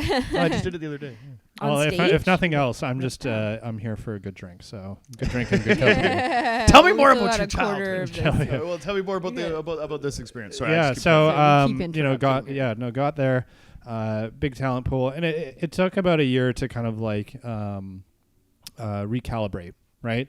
Playing up against like the Bryson DeChambeaus at that time. Were and you? Is there anybody on the tour right now that you were kind of playing with at that time, or you've been? You've for rubbed shoulders sure, with? for sure, yeah. No one that would necessarily know me by name, and I don't think I had the pleasure of, being in the same group as them. Sure. But, certainly in the same tournaments, right? Yeah, Bryson was one of them. No shit. John Rahm was another. Fucking Rahm's killing it out here. I mean, I like John Rahm. He won a major a while ago. He's doing so well. Yeah. I was gonna win like this tournament, and then the last few holes I did okay, and then John Rahm just like kills it and just like wins the tournament ahead of me. I'm like, God. Hey, you know what? Fuck you, John Rahm. that's why he's on the tour making millions of dollars. Fair right? enough. Yeah. Who's the guy that does a bunch of cocaine? That's Dustin Johnson. Okay. Yeah, that was so one of the Married to Gretzky's daughter, Paulina Gretzky. He tests positive for coke. I love that fucking. I'm not going to say the creative that bit. We can segue here where it's like just like any small clique, the golf world actually knew something that the rest of the world didn't. Was that when he initially took a sabbatical for a wrist injury, right? It was that more rehab or wrist? It was no it was like the whole golf world was like, oh no, he's like been that guy set parties. aside. Yeah, like he was set aside and was like, hey, he's got to But he's curb still this. that good. He's like he's probably just fucking ripping key bombs. I mean, that dude just on the course. That dude like parties hard. I mean, I don't know if he does anymore. No, I know, but but at the time, okay, but if you if just on paper, Gretzky's daughter is his wife. Yeah. If you know anything about the darker side of sports or whatever, you hear that Gretzky's daughter parties. Oh yeah, she partied for sure. Partied, yes, yeah. So, but then once it goes kind of past that, when a golfer fails a drug test for cocaine. You did cocaine last night. Yeah, that shit is it doesn't stage your system that fucking long. Well, that's the thing, right? Who was doing that bit the other night? It was Ryan. It was so Ryan. good, and he was absolutely right. It's so fucking funny. Yeah, but yeah, I mean, I've failed drug tests for work and all of that stuff, but it's always weed. Because weed is just in your system forever, you know what I mean? And longer, I think they say 30 days to get it out, but I've been smoking it for fucking 15 years or whatever, so it might take. You gotta build up there. I've never even taken fucking 5 days off, so so it's gonna be a little bit hard to get that out of my system. So it's one of those things as a drug user when somebody tests positive for coke, you're like, oh. And I think that's could not do it the night before. You just call in sick, man. Go do it the next day. Yeah, the golfing world is very much the same as any other sports world, right? They're athletes, they're superstars in their own right, and especially when you're on tour, I think everything is paid for you. If you want to drink, it's open bar every weekend, right? And some guys, John Daly, fucking. Well, I mean, he's the king of it. That dude's a beauty. But even people you wouldn't even know, Ernie Els, has said that he's had to stop drinking entirely because it was I was borderline alcoholic. Just because I'm a PGA Tour golfer and everywhere and it's that I go. It's just available, right? Yeah. It's you finish your round and you're Whatever on the you need. road What and you're what just right here. I'll grab, a pint or a highball. And then it's you get 6 into you and and you have to play tomorrow. Not only do you have to play tomorrow, you have to play at the highest level too. You know what I mean? But it's also a sport where you don't need the same cardio. It still affects you. Don't get me wrong, but 100%. It's not like you're playing. You're not football back or and forth hockey or soccer. Of course, right? So you guys Right. get there's a little bit of leeway there. That's kind of what comes in, almost to the discipline. It speaks to the discipline of the game itself. You know what I mean, right? Right. It's a big time mental game and stuff like that. You know what I mean? You can't only playing a very little bit of golf that I have. I equated a lot to poker. Right. Only because of my the mental aspect of it is that I did my fucking shoulders a little bit weird, and that kind of helped me last time. Right. So I'm gonna try that this time. And where the fuck is that ball going? Yeah. You know what I mean? But you can't at the end of the day you have to reset up every new hand is a shuffled deck and it's a new card or whatever, right? So you just kind of have to play as you go. But there's a level of skill that's involved there, Jimmy, because I've seen you make shots fucking around with us. Like, you're coming out here and you're just like, it's literally like Tiger Woods is coming out to like play putt-putt with the kids. Right, yeah. What you did over those 2 trees was the most phenomenal thing that I've ever fucking seen. So for the audience that doesn't know, me, Jonny, Ty, and was Peter there? Peter Grant, Ty Bosnell, yeah. We're all just playing pitch and putt at Queenie, and I just straight up hosel shank this shot. And for the those 4 of us that have been playing together, that was the worst shot. Any of the 4, and like, I mean, Peter Grant, love the guy, but that guy. Yeah, I mean, he's bouncing balls all over that fucking thing. That was the worst shot the 4 of us, any of the 4 of us had taken really all day. It took me by surprise. Bro, I was looking at it, but like, I mean, we had to apologize. We were talking on the backswing, whatever the fucking case was, but you shanked that cocksucker so hard. Yeah. It's so for those that don't know, it's just when you like literally miss the golf ball and it just goes in my case straight right. Like straight, it did. Yes, on that hole. Right? Yeah, straight right. It just was like 5 feet off the ground and just went bwah. And that's uncharacteristic shot for Jim. If you ever play golf with this guy, you're like, my God. And the whole group is like, oh my God, you suck. Like, what's going on? When you're so good, and the 3 of us, like, I mean, granted, like, we have different levels of expertise.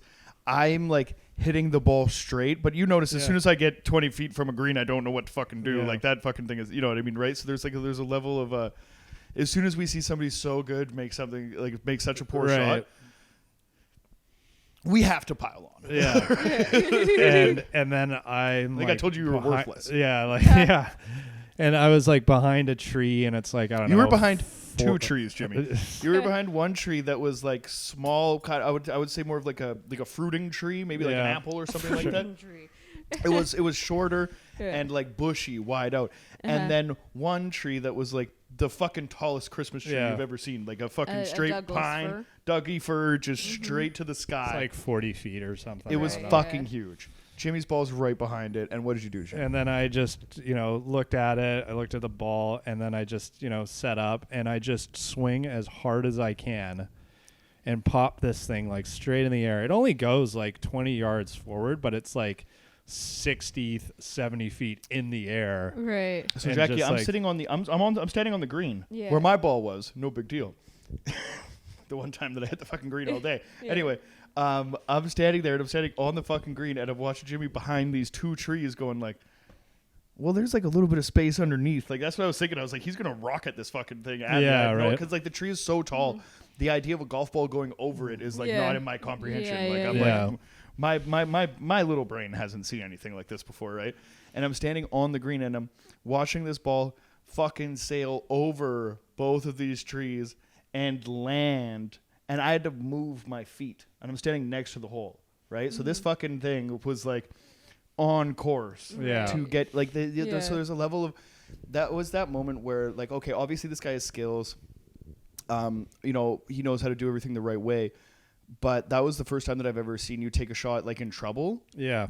And you just like, the level of like professionalism, confidence, like all of that, like to you, it was no big deal. But the 3 of us, after we were just talking about how you're the worst golfer on planet Earth for hitting that shot, we were marveling at the fact that we even got the chance to spend this time with you on a golf course. Because like, the best part about it was there's 2 guys just waiting on the tee box, and I can audibly hear them be like, what the fuck? Like, what was that? Dude, it was like, I mean, I've seen some cool shit. Like, I mean, I'm a big skateboarding fan, right? So when you see a friend of yours land something gnarly on a board, like, because I'm a big fan of skateboarding, and I've been doing it for a long time, but I'm not any good at it. You know what I mean? Like, I can never compete at that level. And probably, I mean, it goes to say for most of sport or whatever, right? Comedy, I'm okay at, you know what I mean? Like, but for the rest of it, like, I'm a fan and I like it. And I mean, maybe for like basketball, I can shoot around. Right. This was one of those situations where you're like, oh, like you get to actually see, you know what I mean? And you put in a lot of work and you've done, you know what I mean? You've done the time. Yeah. But for the layman, for a guy like me, I was like, that was fucking impressive to see. Yeah. And it's funny because it's like, it's such a quick burst, but it was a moment, and like other people have said this to me that have had the opportunity to watch me play, where there it's like the opportunity to watch. Well, Jackie, you've never seen this fucking guy play. Well, I didn't mean that. You've never That's such a seen like this fucking cocky guy. asshole. It just doesn't happen People very who have often had the anymore. opportunity to watch It just me doesn't play. happen very often anymore. Jackie, you but bitch. You fucking bitch. You No, put I some believe that you you're put some respect fantastic. on this fucking name. But right now. He's so good. It's like it is incredible watching, especially for a guy like me that's not a golfer. yeah, Right? So for you to see like even golf on TV up until like the recent years, where I'm watching it now and kind of like getting into the the idea of maybe like I can play this, or maybe I'm gonna pursue to get at least Better. to a level Yeah. that is at least Do it more. that I Yeah. can play with other people, right? Make it like a regular. When you're watching hobby. it, Jimmy, like he just shows up. Like at the third time that we played with him, he just showed up with one club. yeah, didn't need a putter anymore. No. It was just like, I'm good. But And he's like, you're hitting putts longer than you. yeah, It's almost to the point because like I love it because it's crazy to me. But like for a guy like Ty or a guy like Peter that have actually golfed and worked on their game, sure, yeah, they're like, fuck you, man. yeah. Like, I've never spent the time trying to get the ball Yeah. to where it has to go, and obviously they haven't spent as much time as you have perfecting that game. Yeah, right? I mean, But it was a job, right? But golf could be like it can take the most mild mannered fucking regular person and really turn them into a fucking like a demon, like you know what I mean. I've seen guys throw fucking clubs or yeah, a putt putt's Yeah. not working for you and shit like that. for sure. And I've been there, in my developments for sure, getting pissed and all those things. But as you get better and as you develop, you hopefully get past some of those tendencies. And what I was going to say earlier was that like you guys had alluded to it, and like I've had other people allude to it, but it's like when I get into that moment and into that zone, there's like a switch, like the way that I start to like, there's a confidence that a lot of people are like, oh, I've never seen you go like borderline arrogant, right? Like I try to be like, a humble Dude, after individual. a good shot Yeah. you have, and then I do like a mediocre thing, you're like, nice poke, bud. Or Yeah. whatever. And I'm like, because for me, that is like a nice poke or whatever. Yeah. But for you, like if I played, I would be like, fuck you. Man. Yeah, You know what I right. mean? Right? Yeah. So that was a funny. It was fun. It's always fun to be able to showcase like a talent that you have that maybe not everyone gets the opportunity to. Well, Well, that's no, the but fun not part only like a too. talent that you have that other people don't. It's a talent that you have that very few people like can play at that level. You know what I mean? And I'm sure. But it's I would imagine it's really fun being able to do that with people who wouldn't normally be able to see with you in three that comics environment that and be suck like, ass. and be able to show off. Well, like this is what I've been doing since I was a kid. The only like skill when I was a kid, I did competitive figure skating, but you're never too often at an ice rink. Well, I guess And we're be going. like, I know where we're going next time when we're all hanging out. oh we're fuck going to yeah, the we should all fucking go skating. figure. Yeah. We should all go skating. I can't That'd be skate. so No, much fun. I can't skate. Well, it's a Yeah, new. that's It's why a new we- activity. You can Fuck golf. you to guys. start. It's for me. This isn't about you, Jonny. Yeah. Everything is about me. No, I'm like that. The prospect of that terrifies the shit out of me because like I've stood up on skates, but I could never stop on skates, Right. and it's to the point where like to say that my family has a history in hockey is like underselling the fucking thing. Yeah.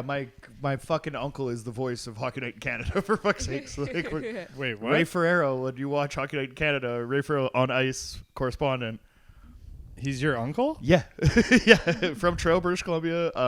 You're kidding me, right? I'm not joking you. No, so my great grandmother immigrated to that's true. great grandmother immigrated to Canada, in like the late 30s. During that time, she had 4 kids. One of them being my grandfather, my nono that I was talking about, big fan of Right. golf. His sister gave birth. His sister married a fellow named Ferrero. Yeah. Had kids. One, Tony Ferrero, played drums in Trooper. Shout out to Tony. Eddie Ferrero is Nick's dad. Shout out to Eddie. He's awesome. Paul Ferrero is a fashion designer in Toronto. They don't talk about him. We love Paul. we love the gays, but my family doesn't. Anyway, We were doing so well. no, I love Paul. love That's the what I'm gays. saying. I love Paul, but I'm just saying my family We fucking. love the gays. My family doesn't really fuck with Paul as much as they fuck with like, say maybe like, Right.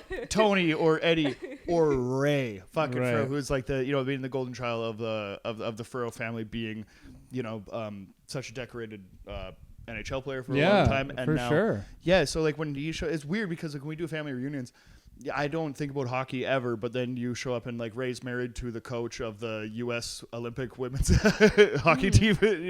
So there's like Landon and Matt, like his kids are Oh my God. Yeah, so like there's like hockey is there, and my cousin Nick actually played a little bit of baseball for Gonzaga as well. So, okay. Yeah, so a little bit of that kind of comes Interesting. around. Probably honestly at the time that you were there. So yeah, well, yeah, little Nicky Farrell. He goes by Nick. Hockey and golf definitely go hand in hand, right? Like that's what you do in the off season. Yeah. Well, no, sorry, hockey. But sorry, Nick played baseball. But yeah, that was the thing. So there's like there's a rich sports history in my family, but my family was a little bit different at the time, right? So I noticed how much shit my mom was going through when my brother was going through hockey, and we're growing so fast as young kids, so you're buying new equipment every couple years, and the amount of like work that it takes to get up at 6 a.m. and all of that I just like used as a thing because I can't stop on skates. So I'm like, Mom, maybe I'll just play basketball to make it easier on you.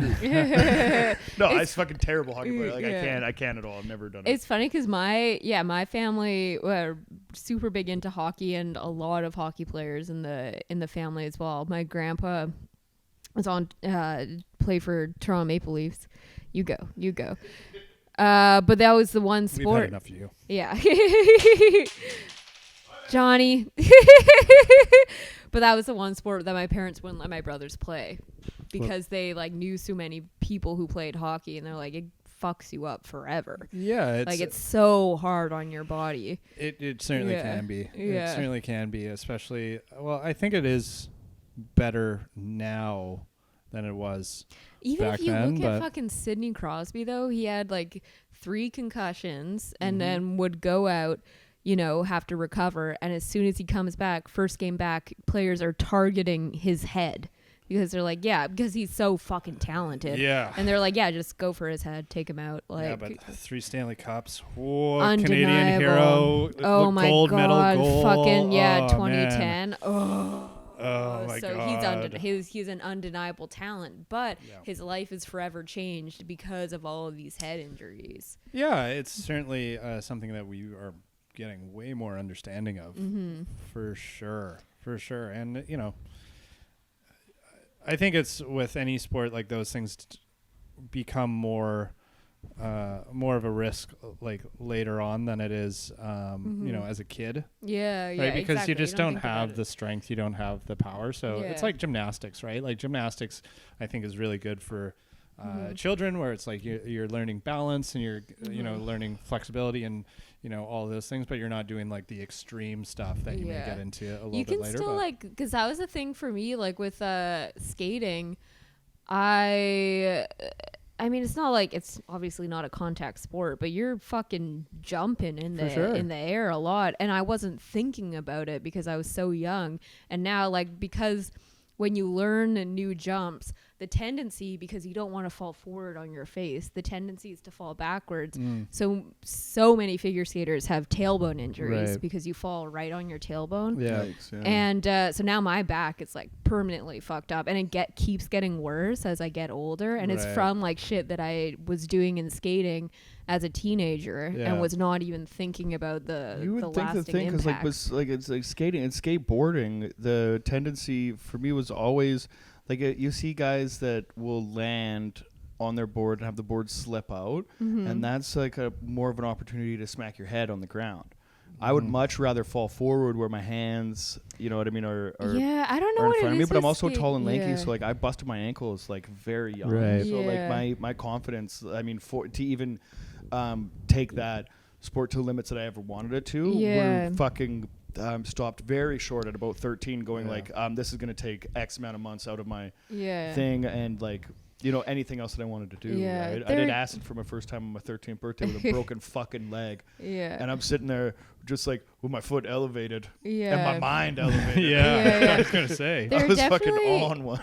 There are definitely a few times that I can think of where I hit my head on the ice, but I think because, I started skating when I was like 5, and so I think, and you don't wear helmets.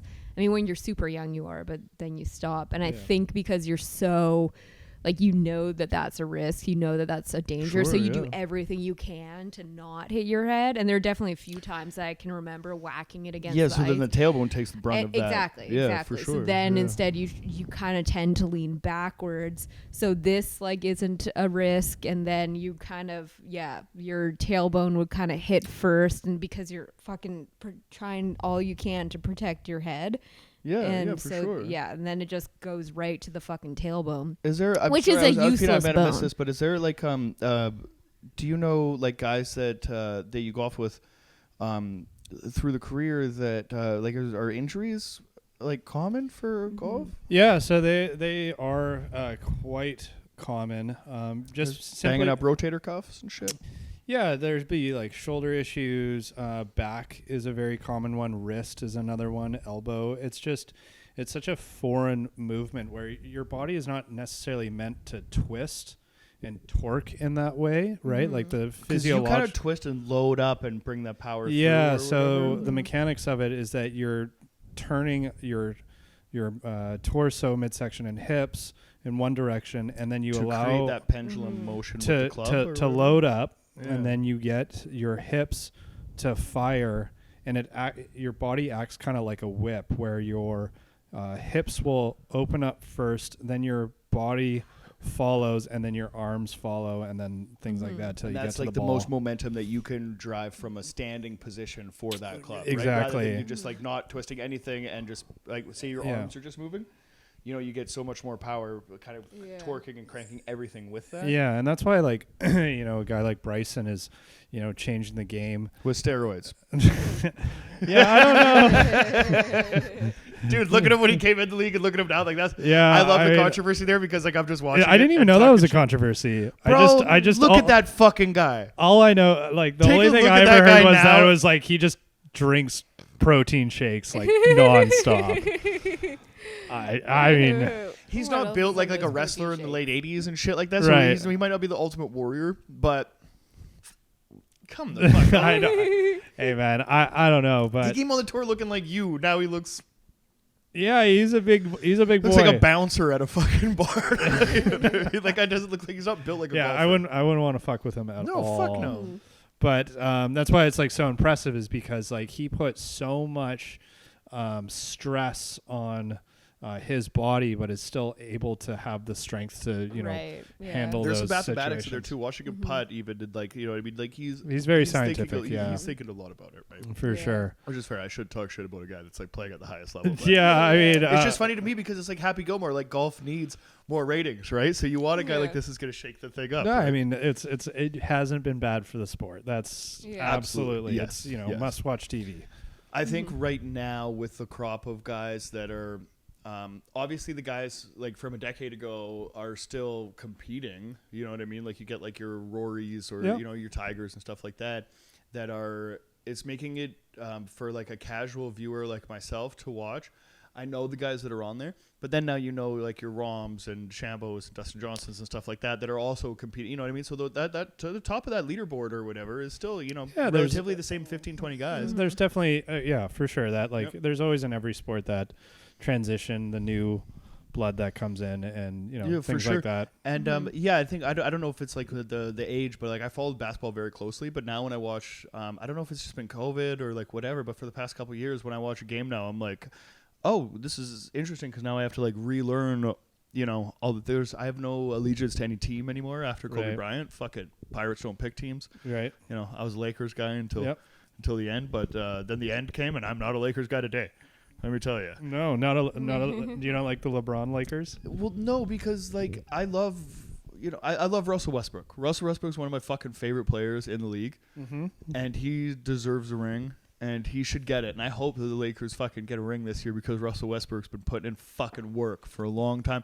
You know what I mean? But like Dwight Howard, like all these guys, you know what I mean? Like so it becomes like a point where when the bench becomes like when a starting line has trouble competing against a bench, you know what I mean? Then Yeah. then that becomes fucked up, right? Because back in the day of like the basketball that I grew up watching, your Showtime Lakers, even post Shaq, you know what I mean, was Right. like Pau Gasol, Kobe Bryant, Well, they kept the core a lot longer. Yeah, and they were fucking fantastic. But if they weren't, because the Spurs were so good, so the Spurs were fucking lighting shit up. And if they weren't, you know what I mean? Like the Western Conference was always more exciting to watch than the finals. You know what I mean? For like a basketball fan, I think like in the time that I was watching it, like religiously from like 2002 to maybe 2012 or something like that. Right. So where now what you have is it's the big three, it's the big teams and stuff like that, right? Which makes it very difficult for people to compete, but which also makes it very exciting for a team like the Bucks to win last year. Yeah.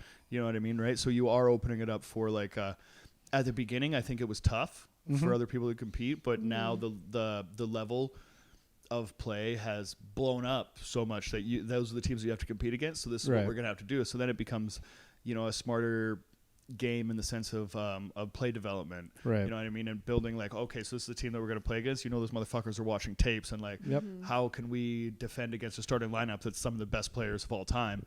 And then when the guys that are coming off the bench are 10-year veterans that are also fucking nothing to shake a stick at either. Right. I saw Dwight Howard shoot a 3-pointer the other day. Yeah, like, that what was the wild. fuck? Yeah, he saw that too, right? You know what I mean? Right? So, you know, you can never really tell. But, you know, with sport will always progress. But when individual sport, I think, will take the time to I don't think it's going to take as many fast steps that it has. Or that it can with team sports, just because the level of play, the nutrition, the caliber of athletes that we're bringing through and stuff like that. I think that you're going to see like some wilder shit evolve in team sports quicker than you will see in individual sports. And I will only say that until I think about my favorite thing in the world, fucking skateboarding, where you have the level of talent exploding so much faster, especially on a women's level. If you watch this little Brazilian girl, Raisa, the Olympics this so she just won Street League first place today. She just locked that shit down over those the same two girls that were there, the Japanese girls that were there. Watching the Olympics, like all of the first three top three place there, they were all like fucking those same girls what were on the top of the thing today. So the Olympics was like huge for skateboarding, which is great, but street league skateboarding is like they're doing tour, like that's how you compete to get into the Olympics. I'm just saying they're all so young. No, I know they were the so same. Those same three girls young, were on the top of the podium today. Yeah. You know what I mean? They're so goddamn good, and you can see the sport elevating where younger girls are competing and doing gnarly shit, wild. Then you're seeing the men's compete, and you're going, wow, like this sport has evolved so fast to the point where a friend of mine was a good snowboarder back in the day, and we all thought that he'd get sponsored because he could do like 720s and shit. And like a 720 is wild. Yeah. But like now you need to be able to do a 720 front side, a 720 backside, a switch 720 front side, switch 720 backside, and now you have to like cork, like sort of a triple cork. Like I don't know what the fuck that even means now, right? Like snowboarding when I was a kid was like something that I was like heavily into and dope. But now when I watch a snowboarding contest, I'm like, I don't know what that trick is. It's like a triple backflip or whatever, right? You know what I mean? So like, which is great because like the sport is evolving at that level, right? That's and I think that like skateboarding is doing that, but with golf, it's something that like you're not gonna see. Because like it needs to be like athletic ability, style, points, all that stuff kind of comes into it. But at the end of the day, you're hitting a fucking ball with a club. You know what I mean, right? Like, can it like progress? With snowboarding, it was fucking Shaun White when he started, and he started inventing all these jumps, the fucking like triple McSwizzle or whatever. Triple McSwizzle. It is something like that. It is like McSwizzle or McTwizzle. No, you're adorable. McTwist is it was a skate. The McTwist has been around for a long time before Shaun White. But no, you're absolutely right. No, but it was yeah. But you're absolutely right in the sense that like Shaun White would have been the face of it. Right, but like Bob Burnquist, Bucky Lasek, all these dudes that were like pushing the boundaries. Like, and Shaun White, give him credit because he's competed at a high level as skateboarding and snowboarding, which like nobody else has. But like,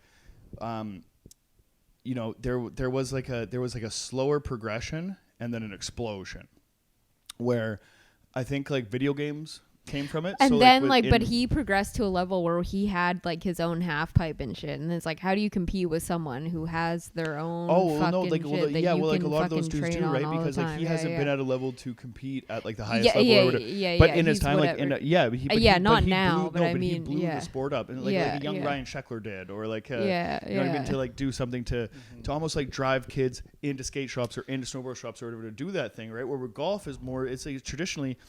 Like Happy Gilmore, like if I have to wear pants like that, I'll kick my own ass. You know what I mean, right? I think what you're touching on is more just like, you know, what is the momentum of each of these sports, and you know, are you able to ride the momentum of an individual, right? Like, you know, NBA Well, I don't think is that like, but is it physically possible for a human to change the game at the level that some of them have done? Like, where can a golfer do like a Tony Hawk 900?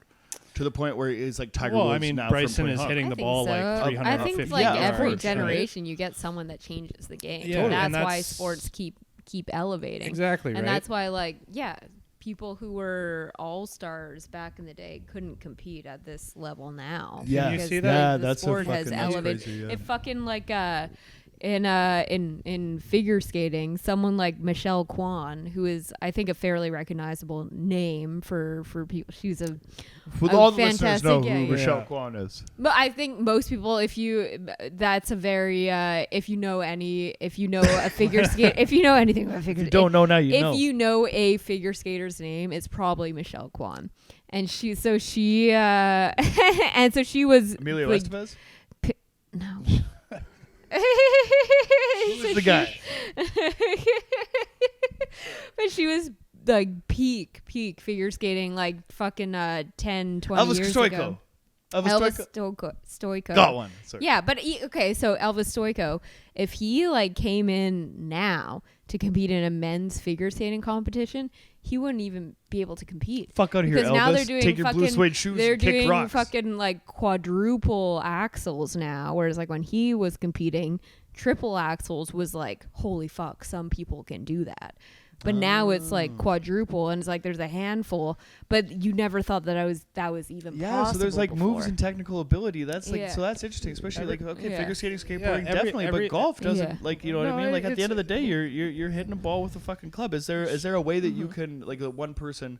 Yeah, I You know mean, what I mean? you can look at things like Tiger Woods, right? He changed the game in a way that no one was really quite expecting, with like fitness, strength, and just ability to overpower golf courses. And then you have like a Bryson who's doing it in his own way, but, you know, also, you know, putting the new spin on the physicality of the game, plus the technology advancements within golf. Ooh, Same yeah, with taking like advantage hockey. of the thing, because like Hockey, a skateboard has yeah. not really changed much, even in the past like 25 years or whatever. Like you still have like the Right, basic technology is still there. Yeah, and the But thing, golf has not golf changed like drastically in the incredibly so. yeah. Right? And, you know, even the ones where, you know, maybe technology isn't as prevalent, like you're just the knowledge that it is possible makes it Exactly. way easier. Like for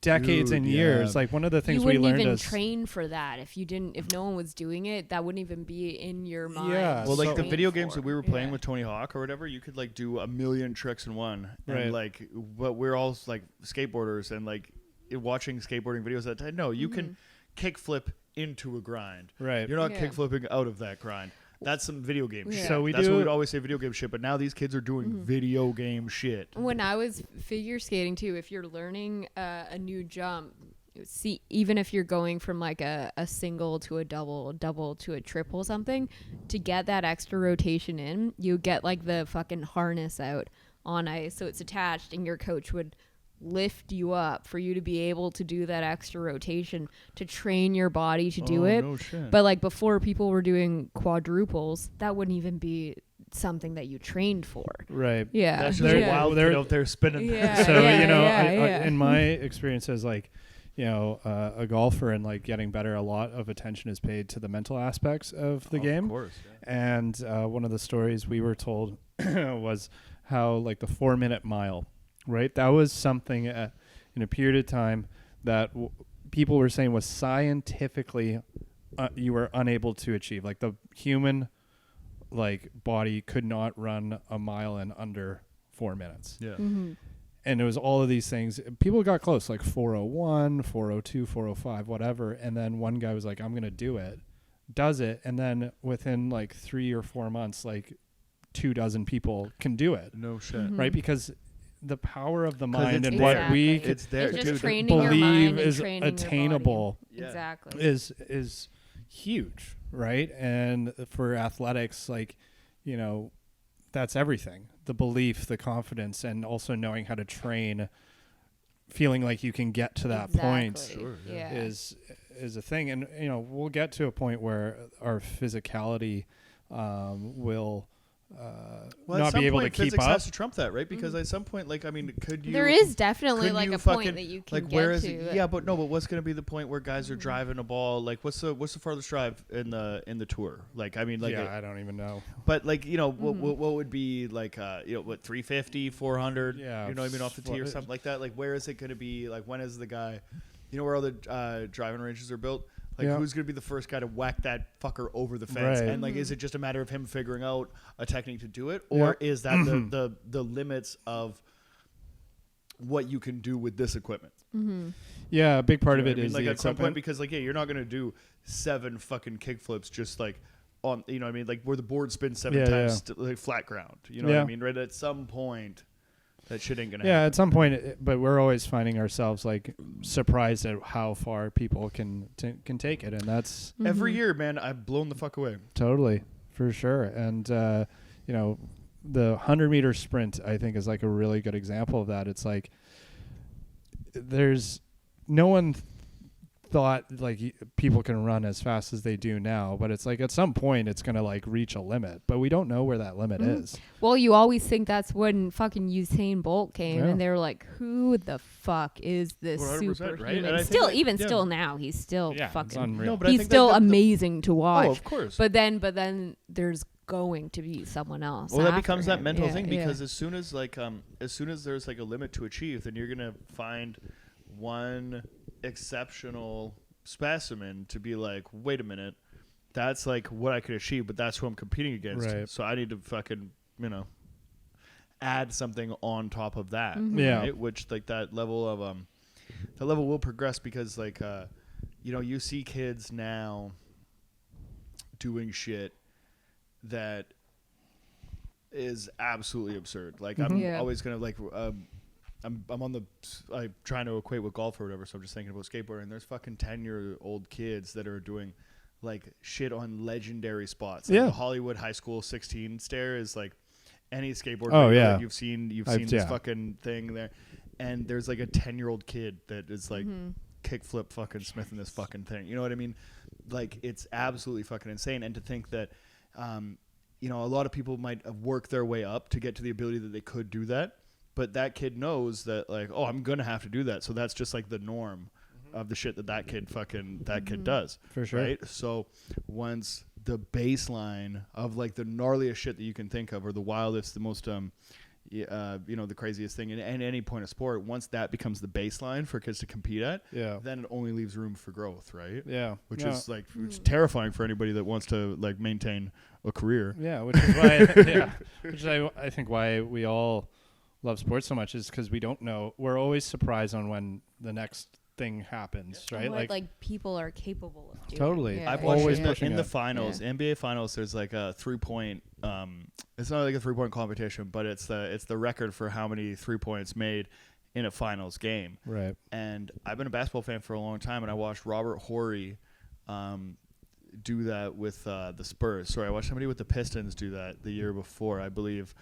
He had the face mask. Rip Hamilton did that with the face mask, and then Robert Horry beats it by like 2 3-pointers in with the Spurs, and then it goes on. You know what I mean? Right. Then Ray Allen does it with the Celtics, Yep. and then fucking Steph Curry comes and does it with the, you know. So like I've watched just a fan of that sport. I've seen that particular Right. record be broke 7 or 8 times, as the point where I'm like a 12-year-old to the point where I'm 30 years old. Where I'm Yeah. fuck, these guys are shooting, to the point where Steph Curry's like, who the fuck is going to do that? You know, Totally. And some kid's going to fucking do it. You Yeah. know what I mean? What they've essentially done is taken like the shooting range now for some of these guys, like that 3-point line, fuck, they better put a 4-point fucking. You know what I mean? At that point, some like LeBron and Steph Curry are shooting accurately and a high percentage from the fucking paint, like from the logo. You know, like what the fuck are we talking about, right? So obviously, you know what I mean. Should get there. What do you think about a mutant league? What? I want a mutant league. I heard somebody say this one time, but like the idea that like say in the MLB where you know what I mean, steroids are ruining the game. Yeah. What if you just had a different MLB where the field was like 50 feet fucking long and the fucking the fence was 100 feet taller and they're just cracking dingers. No, there's like two things I really like. One is that you have the Olympics where you have a regular Joe competing alongside all of these other people. Yes. Just to see what how good they actually are. Absolutely should do that. Number two is you do like an open competition where there is no drug testing and you get it sponsored by Red Bull and Budweiser. Yes. Let's fuck. They for sure would. At this point, it's like, okay, there's drug testing. People are always going to find a way around it. Did you watch the documentary Icarus? Yeah, I watched it not knowing what it was, and I was like, whoa, this is not what I was expecting. Yeah, exactly. They're always... I love the Russian doctor. That Russian doctor was like the greatest. Like, he should be in every movie. So no matter what, people are going to find a way around it. Fucking Lance Armstrong did it for a decade. Yeah. And so it gets to a point. Dodgeball. I just watched Dodgeball the other day. Did you see Lance Armstrong at Dodgeball? Is he in Dodgeball? He's great because at the point where Vince Vaughn is like, I'm going to quit. I don't want to do it. And Lance Armstrong's like, yeah, I thought I was going to quit. Oh, right. When I was diagnosed with cancer 4 times, and then I went on to win 6 fucking tournaments. Honestly, to be like a bit of a Lance Armstrong apologist, like it's too bad because he has the name because he won so many times, but everyone was fucking doing the same thing. Yeah. If you went and tested, what was it? If you went and tested every person, you had to give the medal. Yeah, exactly. And so to my point, it gets to a point where you're like, should we just fucking say fuck it, let's just see the best people can do, because people are doing it anyways.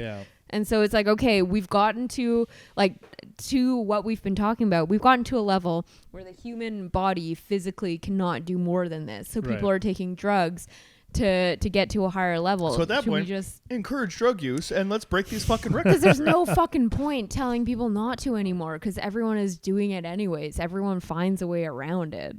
So it's like, should we just be like, fuck it, let's just see how far we can go with this shit. I mean, for everyone. Russia was doing it, so exactly, they've been doing it forever, and obviously keep people safe. The Russian fucking government was involved in doping, in the Olympics. That shit was awesome. Wild. Like with secret doors and shit. Like I love a little bit. I don't know if I'd go as far as awesome, but it was a thing. Yeah, I like a story. Definitely a thing. I'm not talking about the sanctity of sport and like, you know what I mean, like taking all the, you know. And I'm not talking about it. I'm just saying, as a storyteller and as somebody that likes a little bit of crime with my dinner. And to bring it, imagine Backstreet Boys on steroids. Could you imagine the dance moves?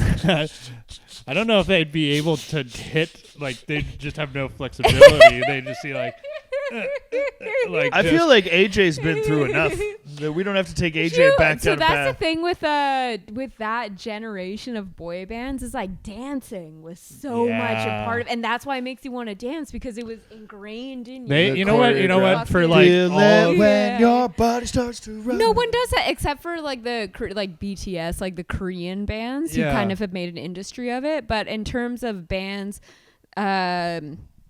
boy bands and girl bands in North America, no one coordinated dancing. I think the Jonas Brothers figured out is play an instrument. But I think that's to a detriment.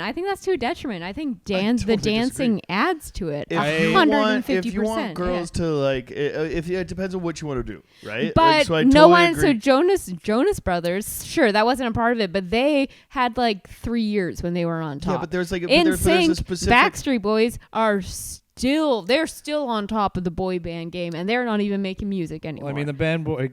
But no, boy band game is, okay. So then, what would you say? It's a very small. But they're legendary. Jonas Brothers. No one's ever going to be like, remember the Jonas Brothers? They were fucking killing it. No, back nobody does. then. But yeah. but because do you remember the they Pussycat weren't Dolls? dancing. Fuck yeah, I remember the Pussycat The Pussycat Dolls. Dolls do the Do same you remember thing. the reality show to find your next Pussycat? No, I just remember like the dark side of the 90s. Like they started at a club that like Johnny Depp bought. You know what I mean? Like you know the history of like Pussycat Dolls or whatever. Yeah. That so, whole yeah. thing. Same thing with like the Spice Girls. I'm saying that the creation of these groups and the reason that they came together and the reason that they were so big has nothing to do with the music. And could we say that? Like, can we? No, I don't know. I don't think that's true. I think it has everything to do with their music. No, not in terms of I don't mean like their music was so good that they had to be great, but I think That's their what I mean. music. That's what I mean. had- No, yeah, that's yeah, what I mean yeah. is that there was Yeah. something else on the back burner of it, right? Is because like you don't hear the Backstreet Boys unless you see the Backstreet Boys, unless you fucking And you have see them all of that. fucking- Yeah, and exactly, right? You do all that shit. So it's Yeah. the same fucking Exactly, thing. it's you're a still performance. selling sex. You're still like doing the same thing. It's a performance. I would, Yeah, exactly. I would say, and it's the yes, same for with that in thing. that era, in the late '90s, early 2000s, that whole pop era. Not even just the boy bands and girl bands. Everyone fucking. Are you going to say that they weren't selling sex to kids? No. What? Because like that's What I I'm know. talking What about. I'm saying. We need is to that talk about the South what Park I'm- episode yeah. of the Jonas Yeah, Brothers dude. said. What I'm saying is Making that little they. Chinese. Come on, you know exactly what we're talking about. The dancing element, all of them fucking did. Even like Britney Spears, Christina Aguilera, like Justin Timberlake Yeah. No, of solo. course, right? But, like, in dancing the was same such sense like that, a like- big part of pop music, and that's why they're so like dancing. But like, why was it there? Because like Tina Turner. You know what I mean? Yes, You know what I mean? The yes, Supremes but and it's shit not like the that, where you were same- doing like the you know what I mean? Like a little Exactly. two-step or So whatever. exactly, that's what I'm Different, but, saying. That's what like, I'm saying I'm is sorry, that's not a everything thing evolves. anymore. Yeah, exactly. But Yeah. everything evolves from that. I think that the product was more Justin Timberlake, Nick Lachey, fucking Aaron Carter, Usher. or Nick Carter, Usher. You know, whatever. for But someone that's that but that I think it adds like, I'm to I'm it. saying that it It's like a performance thing. yes, when you but see, the base of it, if that fucking if, Michael Jackson. That's if the part sex- of why he's so fucking legendary The and moonwalk. brilliant is his dancing. Like Yeah. it's the performance. No, it's but not what I'm just saying the with these song. groups Yeah. is that if the sex wasn't attached to it, would it be Sure. as popular? Sure, but if the dancing wasn't attached to it, would it No, of be course as you gotta popular? dance. Exactly. That's all I'm saying. That's all I'm Jack. saying. Oh, you going to piss right now? Jimmy, Yeah. this is your episode, And he man. replaced the loony, Oh, which yeah, I well, admire. 2 hours in, drunk on a bottle of gin. I'm 2 hours in, drunk on a bottle of gin. Jackie, what you gonna We say? should- I don't know. I think we should ask Jimmy about his half Asianness, and then we can. And then you know what we should do? We should top off all our drinks with the rest of this gin here. Oh, Jackie, I And just then put we the can- rest of the gin in my drink. Okay, perfect. And then we should, yeah. We should probably get wrap out of it here. up, yeah. Feel it when your body starts to rock. You know what I mean? I haven't been this drunk on a day, on such a sunny day. It's been so lovely, Jackie. This has been just absolutely fantastic. Mm-hmm. You know, I want to ask you a question that the viewers might not know. What was the first soul you harvested?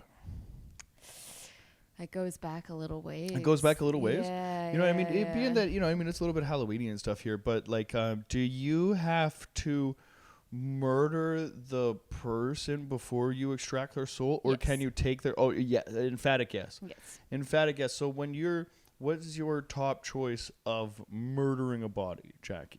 Top choice in terms of what? Like, I mean, just technique in general, right? I mean, like, obviously, opportunistic. Poison. Ooh, you're a poisoner. Yeah. Bitch. Straight bitch. I hate a poisoner because, like, I want a little bit of passion Right. in my murder, right? Like, if I just, get like, if that, I but just I took a don't sip have and I had somebody there being like, oh, you shouldn't have took that sip. You're like, I'm an alcoholic. But You then didn't know. poison and then finish it off. I can't rely all on brute strength, and I would end up being the one who's dead. Jackie, I I would think I walked fucking in- Yeah. murder you if you ever tried anything physical on me. I would fuck you up so hard. You have no idea. I think I walked into a very different podcast here. If I was asking her if, shit got weird. It's Halloween. It's Halloween. We Oh, watched a lot right, of yeah, scary it is movies. Halloween, We yeah. watched a lot of scary What's movies. the fucking movie we watched? Oh my God. Like, Oh, I'm pretty so- sure I would beat the shit us. So I'm who- pretty sure I would beat the shit out of you. Oh, so if someone like you, I love that. Yeah, we're watching Us, and Jackie's like, well, I don't know, like if like evil me came to you, I'm like, Jackie, if evil you came to me, I would fuck you up. Are you kidding me? I fucking wish a motherfucker. I know for sure You know, I could kill you. you know, it'd be really ironic if it was actually a good version of you. That would be be- crazy. Yeah. Just like a really nice person, and you're like, wait, I thought you were supposed to be evil. Nah, dude, you're the evil Jackie's like the one. nicest Yeah, person in yeah, my yeah. life. Like, if I met a nicer Jackie, I would be like, oh my God. What have we been doing? But like the idea that any different version of yourself could like come and hang out. Like if they weren't homicidal, it would just be funny if they were just like a super nice version to be like, no, we're just gonna get you into the picture, but don't worry about how. You know what I mean? Have you watched Us? I have. Yeah. Yeah. We loved it. We've been watching a lot of scary movies. This we only month. have 2 more nights left. Did you finish Suspiria? I finished last Suspiria night? like a It's motherfucker so last night. good. Suspiria kicked It's ass. so You ever seen good. Suspiria? No, I haven't. What do you know about man, witches, you gotta Jimmy? watch it. Witches. Yeah, witches. It was pissed me off because I didn't know it was about good. witches until like I went to film school. We studied the movie and then we talked about it in great detail. And then I finally watched it later with Jackie like 2 years later, and she's like witches. And I was like, don't spoiler alert. Well, I saw the movie Witches a long time ago. Dude, Witches was wild. Yeah, The Witcher. The Witcher. That's a Vs? thirst trap if you've ever seen one for sure. Yeah. The Witches not so much. You know what I mean? That's the one where like the guys like sending like the kids out into the fucking forest. You're a witch. It sends her out into the forest, right? Or yeah, it's like they're pilgrims trying to like figure out how to make it through winter, and they're like struggling, and they got like this daughter who has to take care of a baby, and then whole thing, fucking heavy subject matter, heavy stuff. Yeah. So Jimmy, Tell us about your half Asian plight. yeah, word on the street is that that I'm Asian, not Mexican. Yeah, I was confused. I'm just as confused as the rest of our viewers. Most people are. Usually, when I was growing up, people were just like, "What?" So like, if you're in a food court, you going Taco Bell? Are you going to the China Walk? Walk jock. Well, I mean, Jesus, Jackie, that doesn't sound good. I mean, a lot of white people go to Taco Bell, so like I is that do what we're all talking the time, about? but I also eat Chinese food as well. So like, I'm open to all food court. Yeah, But all if food your court food ethnicities. choices were to emblemate your heritage. your heritage, No, but you say half Asian, so like I'm like Chinese food like that might be insensitive. I don't even know which Asian. which side of your what's your ethnic breakdown? Yeah. So I am. So I am Irish and Scottish. That's not what we're interested. Yeah, it's not very interesting, but it is the reason why I can drink You know damn well dude, that's I'm not with what. Irish you and guys. Scottish as well. Yeah. Yo, have you ever partied with Koreans, man? Those motherfuckers can drink. They drink heavy. My goodness. Where do you know where in Scotland? No. Okay. I mean, does any Scottish person? Hell yeah, Lochnaw Castle. Look it up. Look up Portrait of Lady Agnew. Looks like me. Really? Scottish royalty. Oh, we'll have to check that out. And then the Asian side is Chinese and Filipino. Okay. So, yeah, a little bit of a mix, a little Yeah. bit of a thing where like, there wasn't as many halfers growing up. There was a few of us, but yeah, you were definitely like in my school at least. You were either a part of the white kids crew or the Asian crew, but the Asian especially in Vancouver, the Asian crew was generally first gens. I was gonna say people who like Had, spoke their first language. Just families that had immigrated here, and culturally, those kids had shared, a lot of ties with the place that their parents grew up, and there's differences. Like I grew up here. I was Canadian, North American, and didn't necessarily find a lot of commonalities with the Asian group. So it was, tough to, I guess, make friends there. And then in terms of like, just found myself in that white group more than not. But, obviously, not fully white. And then, things. Are you going for a smoke? I was gonna say Johnny's taking a fucking smoke break in the middle of our podcast. Yeah. What a guy. Yeah, that's the thing is, when I was gonna. yeah, we can you go probably too. can. We are wasted. All right, That's for the really listener. what's going on. Oh Jesus. For the listener, Christ. Yeah. Johnny's hacking darts. Maybe if I put this. Oh, is this? No, it's just tied up on the bottom there if you unwind it. If you leave it there, Jackie, it should be fine. All right, I'm back, ladies and gentlemen. Yeah, Okay, there you sorry. go. What were you saying? He's off camera. So Jimmy, what Asian are you? I'm sorry I missed it. For the No, listeners. he was talking. You were talking. Yeah, no. Yeah. So the Asian I am is Chinese and Filipino. Oh, that's a good mix. Mm-hmm. Is it? You look- Is it? you What look would be a bad Filipino. mix? You Like Cambodia and Laos.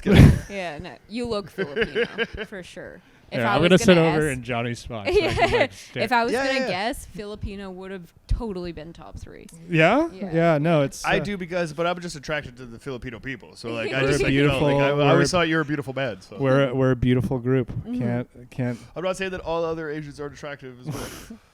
'Cause they absolutely are. I like how this whole conversation is going to be you two just being like, not to say that this other group is not okay. Like, I got disclaimer navigate around central this. for the Yeah. next You're talking to white people about race. Yeah. Just to let the record show, we're cool with everybody. Yeah, Yeah. we're cool with everyone, but we want to make sure that they know that. Yeah. You know who I'm most uncomfortable around? White people. Yeah. But so Everybody growing else up, can you hung out more with the white kids growing up.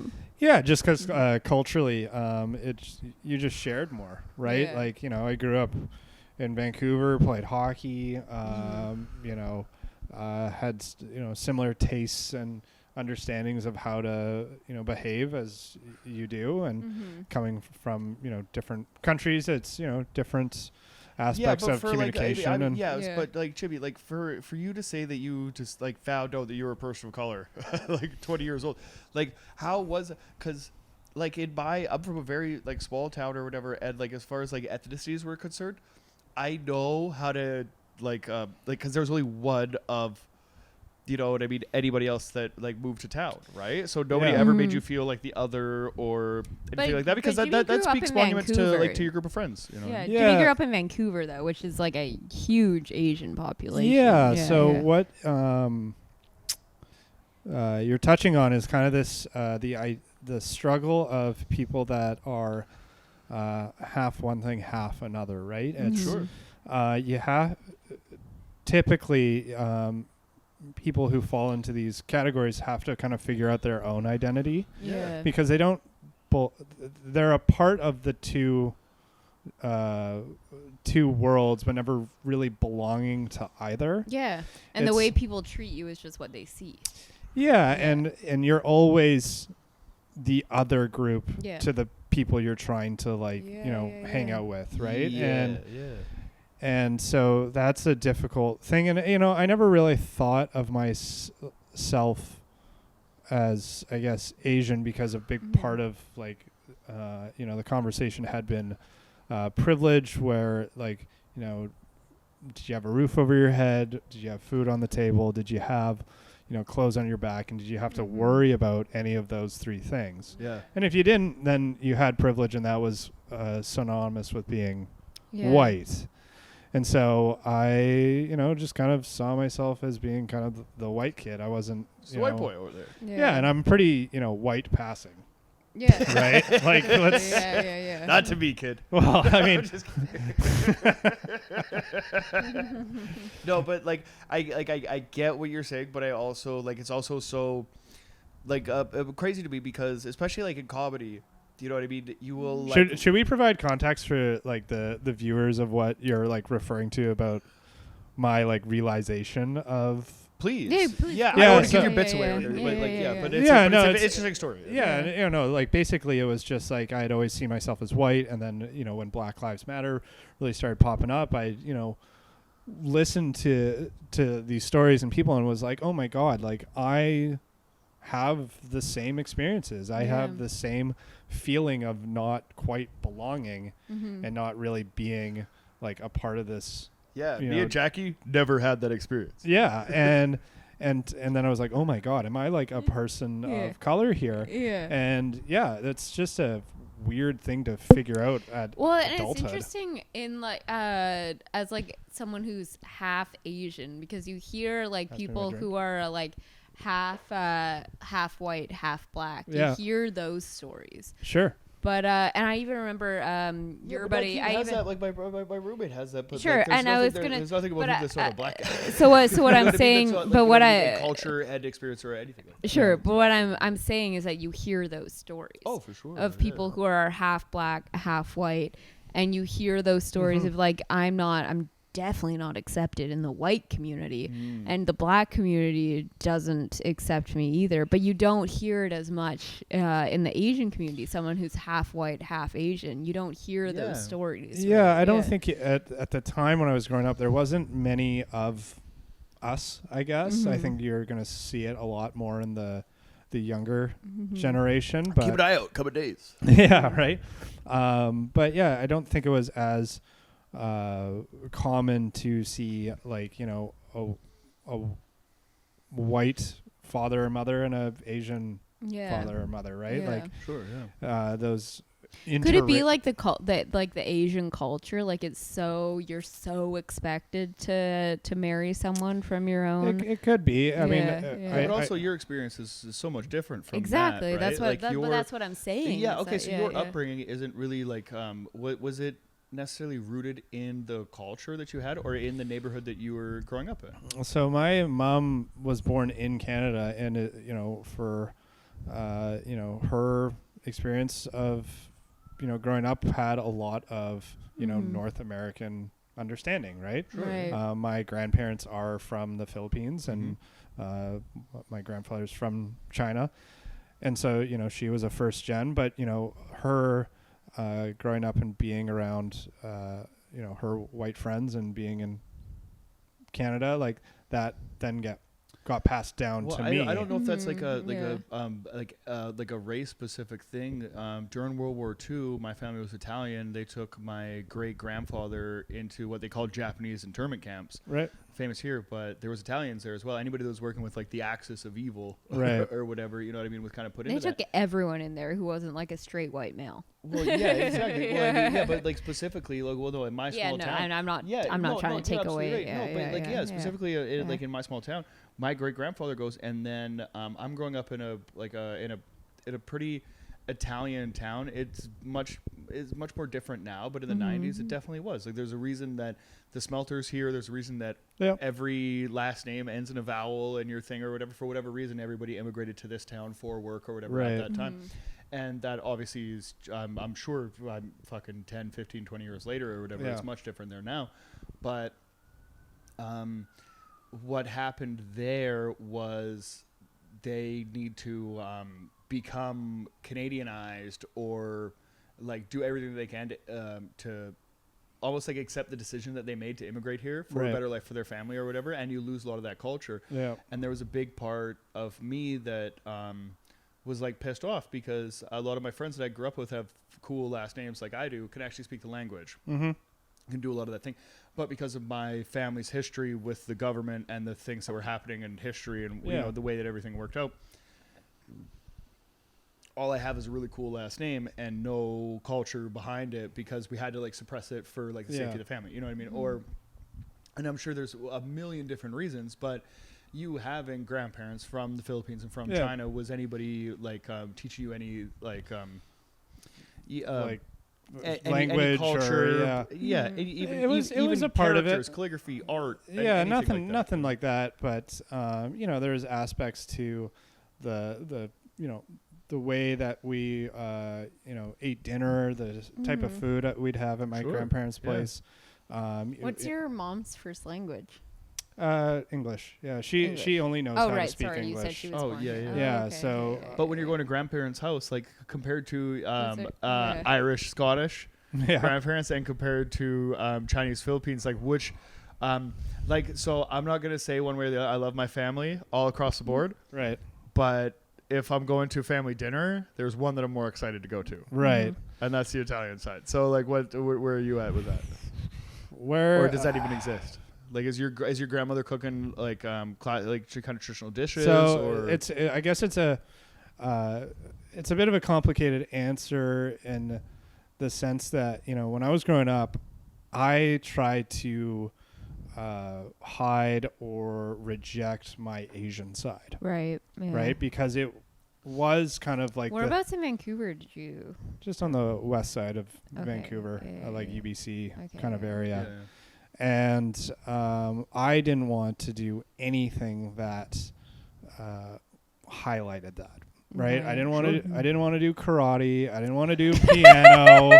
I didn't want to fucking Dude, karate is dope. I know. I wish was I in did it. kickboxing though, and I thought I was like, Right? but there was never karate. It was But never an like, option. it was just like, you know, There was just a those- kickboxing gym down the street. I that did I was piano. the Well, yeah, I'm but not Jackie's I'm not had a strong, you know what I mean, a love of the Asian arts for a long yeah, time. and as a kid, all you wanted to do was fit in, right? And Yeah, you know, for when sure, you for sure. fall into like what I thought at the time were like these kind of stereotypes or tropes, I was just like, oh man, I just want to fit in. I just want to be normal. And like, you know, for better or worse, or just the fact that it's just like, I was kind of embarrassed of like, you know, that side of my family. Like it was just, you know, I wish part of me wished I was like full white. And Well, Yeah, yeah, but it of was so course. like As a that's kid, wild. that's That is totally fucking normal, though. Yeah, but I Like, mean, every yeah. kid has that kind of Yeah. you know what I mean, that longing for the thing Yeah. that they like belong or they feel like they might belong to better. But it's wild when there's something that that you're trying to get away from. You know what I mean, right? And Yep. there's well, there's some shit that is my personal life or whatever that I had a lot of shame and I was like trying to hide or whatever, right? But I mean, that was like more like how I'm going to be viewed in the world. So is that the same? Like, 'cause that's fucking crazy to But think about I that wonder from like a too- sexual perspective as it would be from like a race perspective. We're Yeah, just trying to like fit in or whatever. But I think that feeling is universal. You And know what I, I mean? and I wonder too if that is still because it seems like as a kid everyone just wants to fit in, you know. But I wonder if that is still so strong now in people who are young now because of the internet and because you are exposed. We're gonna have to get some young Asian kids. to Exactly. so we need many- to get some young Asian boys on Yeah, this podcast. because you're exposed to so many different cultures and so many different types of people. I wonder if and I'm sure that's still that innate wanting to belong, of course, is still there. But I wonder if it is as intense when But you was there any have lengths all that of you these would go different to? outlets. Yeah. I think Yeah. to Like what length would you Yeah. go to try to like separate yourself from like an Asian community? Was there like an Asian population in your school? yeah, And so did there you, always like, was, but so- I never like I never found myself like Jackie's not Jewish, but at her college, Jewish people would come up to her and be like, "You need to come to the meeting on Monday." First of all, I was at a university. I was at not a whatever. college. All right. I dropped out of every post-secondary. only in Canada does that matter. Exactly, right? Regardless of the thing, like, But you know, yeah, but yeah, but yeah, was yeah. there, was that a thing? Like, did you ever feel like you need to distance yourself from certain people or be around, you know, like, where would you feel comfortable? Yeah, I'm just trying to think back in that time. Yeah, I just, as I was saying, like just any kind of activity that I saw a lot of Asian kids doing, I just wouldn't, like, you know, or my perception of just like, martial arts. of course. and- It's funny, but it's also tragic in that same way. Yeah. You know what I mean? But is there anything that you felt like you might have missed out on by not kind of pursuing any of those activities or even like friendships with those people?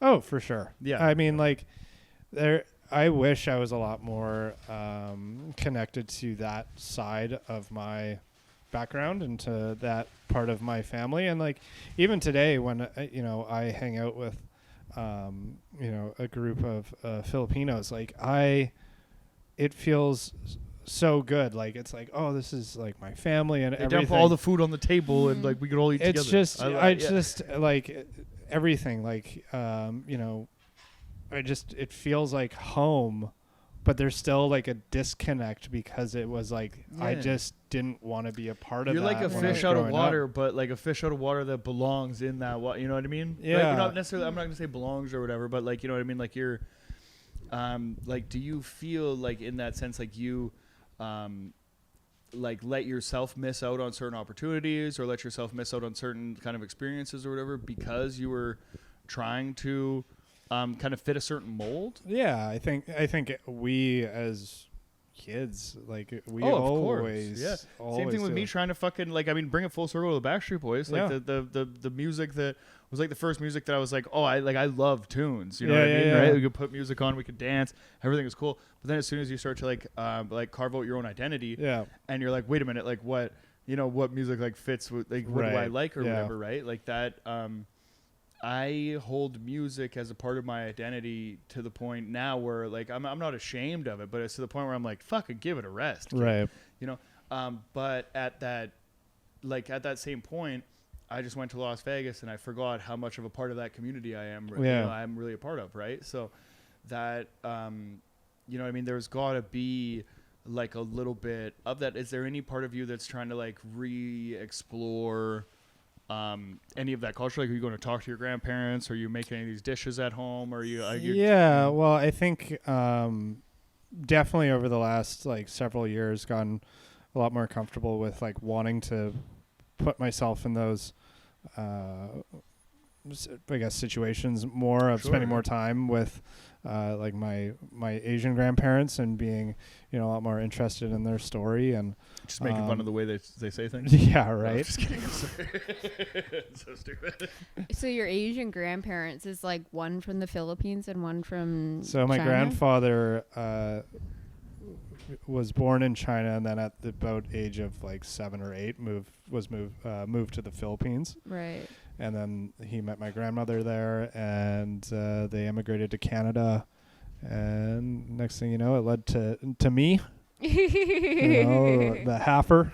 The right? A lot of fucking halfer. came out. Yeah, you know, the lineage of it. Dirty little fucking half breed. Yeah, exactly. I could dig it. My, like, I don't know anything about that, but I like that's a really weird thing that like you have in the sense like in your community and in the people you surround yourself with. My grandfather, my nono, you know, Sicilian, like, I mean, dark skinned Italian man, and he would look at me and my brother, blonde white kids, my brother, blonde hair, blue eyes, for fuck's sakes, right? He's like, what the fuck like happened here? We were little kids, and I remember him saying like, you don't look like me, and that's like a problem. But what he did to do that was like, like, fuck you. You know, I'm raising you. So anybody fucking says you're not Italian, you tell them go fuck yourself. Right. You know, I mean, my name's Jonny. Like, this is something that's so important to him that became so important to me. Right. That regardless of the way that I look, I needed to be very clear that my name is Jonny DeVito. I'm Italian. Like, this is like, regardless of like what I look like, it's the culture that raised me. And that's very important to the person that I am today. Yeah. So like you almost have that on an opposite perspective, right? Where nobody gave you like that pride, and like regardless, even if you don't look like us, like you are on this fucking team. Do you know what I mean? So like now you're at that point where you're trying to like get a little bit of that back. You know what I mean? Yeah. Well, I think with you know, the way that we categorize people and externally, like, you know, it's based on how we look, right? Oh, I'll judge you, right? Well, I'll judge a book by its cover. Yeah, you well, judge. exactly. And the way, like I said, the way that people treat you is the way that they see. Yeah, the way and that it you was, look. and it was a weird one where it's like,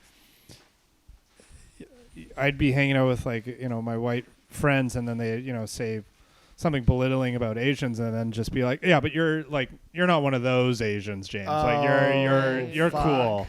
Dude, right? And it was just But that's where a lot of the like insecurities, I didn't even realize that wanting to right like like push myself away, because you heard those conversations, you were a part of those conversations with, you know, like I had that, like I would be at a place and a friend of mine was like, oh yeah, my buddy's coming over, he's like whatever, he's from wherever, but they would like whitewash was always the thing. Whitewash guy, you know what I mean? Great hockey player. Got a lot of that. What, you know what I mean? Whatever, right? Which is was always crazy to me, because I'm like, if somebody's coming over to party, like, don't pop a disclaimer on them before they get to the fucking party, right? Like, there's a lot more of my like white friends that are just shitty. Yeah. I mean, not even my friends anymore, but just people in general or whatever that just fucking suck.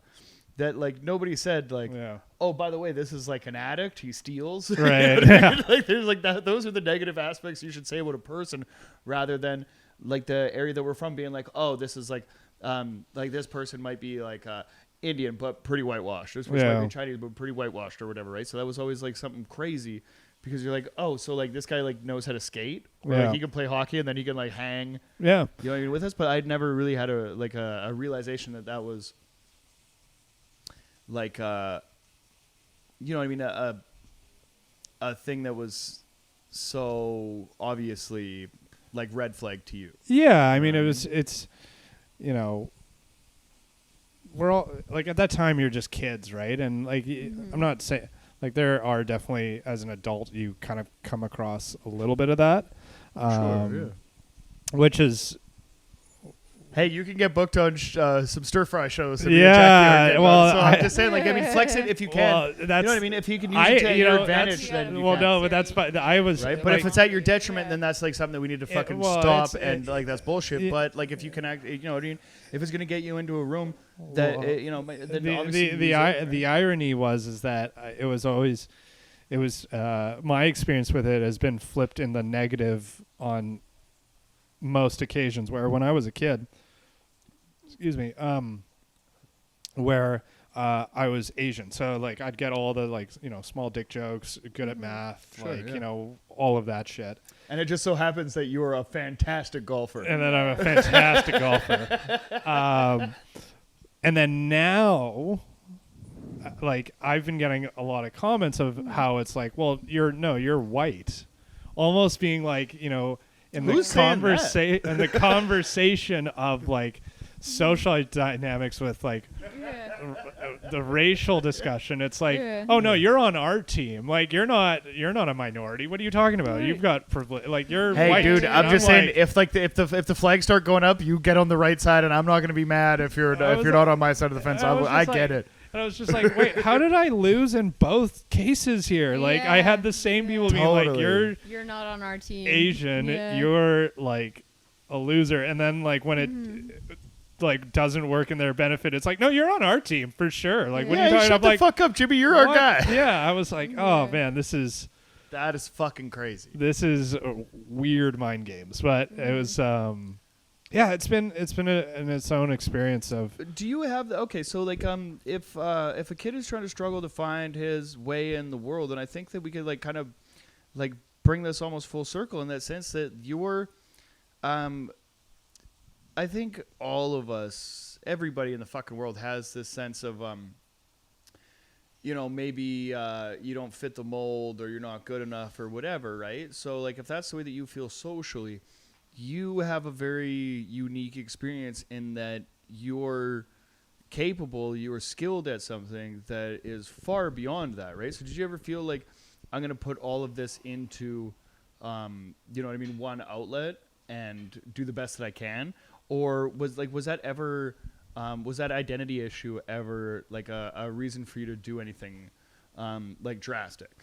So prove yourself in one room or the other. I think the identity issue forced me to be a lot more introspective. Yeah. Sure. So I do spend even to this day a lot of time reflecting on my beliefs, some of the things that I did. Was that a good thing, or was there some things how I spent a lot of time reflecting on myself, because that was just how I kind of grew up and that was my training. And I think for any kid who's maybe watching this, anyone's still watching, right? What are we at, hour 3? Fuck, we might be. We're definitely over 2. Well, it's 1:36. 1:30, and we stopped at an hour, so we're at 2:36. Yeah. Far the longest podcast. Well, that's because we're just great homies. Like, well, we're just chatting right now. Yeah, exactly. At this point, yeah. But honestly, like, we can cut this off and get more drinks, like whatever you guys want to do. James got a party to get to. Oh, James got a party. I can stick around. Hell yeah! What are you brought going another to? bottle. Oh, There's another bottle. Yeah, there is another bottle. I was gonna say we should probably get into. Ladies and gentlemen, so James, where could they? Should we? Oh wait. Let's James. You finish what you were saying. One of the things that I think this generation is doing better, because there are more examples of it, is creating your own mold. Don't be afraid to be different, because it's your differences that make you interesting. Yeah. And one of the things, and I'll tweak it a little bit, but it's like, it's it's your imperfections that make you perfect. Is really what it is, right? Exactly. Like that's Yeah. I like people for their shortcomings, whatever that is, right? You know, and especially in comedy, that's what makes people stand out. Especially if you're honest about it and you can be, you know, direct and you don't shy away from I think that's the reason that we're all good friends. Is that not only like we're good hang and you know you can hang or whatever, but it's like the depth of like you know what I mean. Your personality exists because. You know what I mean? There's a little bit of weight there. Yeah. You know what I mean? There's a little bit of heaviness that's there. And, like, I have a hard time communicating with people that have never been through anything. And that's not to be said that they're not great people. And you know, but it's just like you haven't, you know what I mean? If you've been through the shit, then having a regular conversation with somebody. The way your brain works, your brain physically changes. Your neurology changes. 100%, right? And I think that's why, like, you think about shit, the way so you we'll talk flock about to each shit other changes, in a lot of those, you know, in a lot of those aspects because for those reasons. But at the end of the day, like, I think what it comes down to is like the ability to recognize and poke fun at it. And I think like everybody's been through some shit, but the difference between, you know what I mean, like and you know, somebody with a comedic brain has the ability to recognize where they came from, see the differences, and be able to, you know, tell their own story from it. And one of the things that I appreciate about hanging out with you guys and just comedians in general is that we like to poke fun at each other because of our differences. Like it's our differences, our vulnerabilities that we make fun of each other for. Dude, I'm like a rock out here. Like that's the way like I look at it. So some people like outside of comedy does it, and outside of comedy, and like 3 of my friends. Yeah. No, like you fucking guys could probably say one thing to me, and it would just get completely under my skin, and that's why I love you because like, you know, like I'm not that like I'm not the person that I am who I am, but you know who other people might view me as is completely different because there's like, you know what I mean, but because of my friends that, you know, you see the vulnerability, you see the chances that you're taking, and you've known me long enough, you can do that you could peel a little corner. Well, and that's why I love like, and that's like because we know the context is love and trust and just like a close knit relationship where it's like I'm gonna rip on you for this thing. Yeah. But at the end of the day, man, like I'm gonna go to bat for you against any individual. Well, I'll say some outlandish shit, and I'm like, I'm not getting out of this conversation alive. But that being said, if anybody overhears it, then I know that everybody has my back, being like, yeah, no, I said some fucked up shit, but you have to realize, this is like who we are. As long as there's love and trust there. Right. So I think that's Jimmy. And like, there's, you know, are you putting a bow on this? I'm sorry, you're fucking putting a bow on this. This is perfect. No, this is great. Yeah, this is no, there's you're like, absolutely and right. that's I think the thing of, you know, when I was a kid where the making fun of it was an element of pushing away. It's like it's not a difference of like, oh, you're Asian, we're not, but like we can poke fun of each other's culture. There was an element of like, you know, maliciousness of like trying to put you down, and that was like the issue. It wasn't the fact that they were making fun of me for my Asian heritage. It was the for buds, like there could be a very funny joke in that. Oh, but, like, totally. Yeah, but regardless of that, like if somebody's trying to take a fucking I laugh like roasting each other is like the funniest fucking thing ever to me, right? It's like me and Jackie are going up we're on a roast on the 12th. On the 12th, and have you written any jokes? No. Yeah, but either. Oh man, it's gonna be good. I don't know. I feel like I'm gonna be. I don't know if Jackie's so fucking mean when she writes roast jokes. Like because I've heard a few of them. I've done a couple of jokes. I've done a couple roasts, and I've done a couple roasts. And when Jackie so I'm sitting there and I'm like, fuck, Jackie, I gotta write 35 jokes for this thing. Like, what do you think about this person? What do you think about this person? And like, I'll be like, this is kind of like the setup of like where I kind of want to go with this joke. Don't have a punchline for you yet. And Jackie's punch is just like, holy fuck, you are a fucking bitch.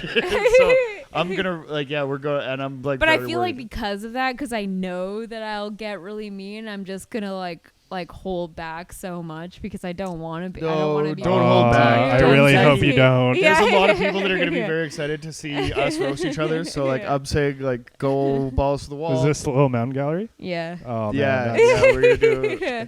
So come to that. Come to whatever. Any support local comedy in Vancouver. Yeah, Jimmy, plug whatever Where can the people you find you, got. Jim? Where can they find you? Do you even want them to find you? I don't like. I mean, I got Instagram. I'm not.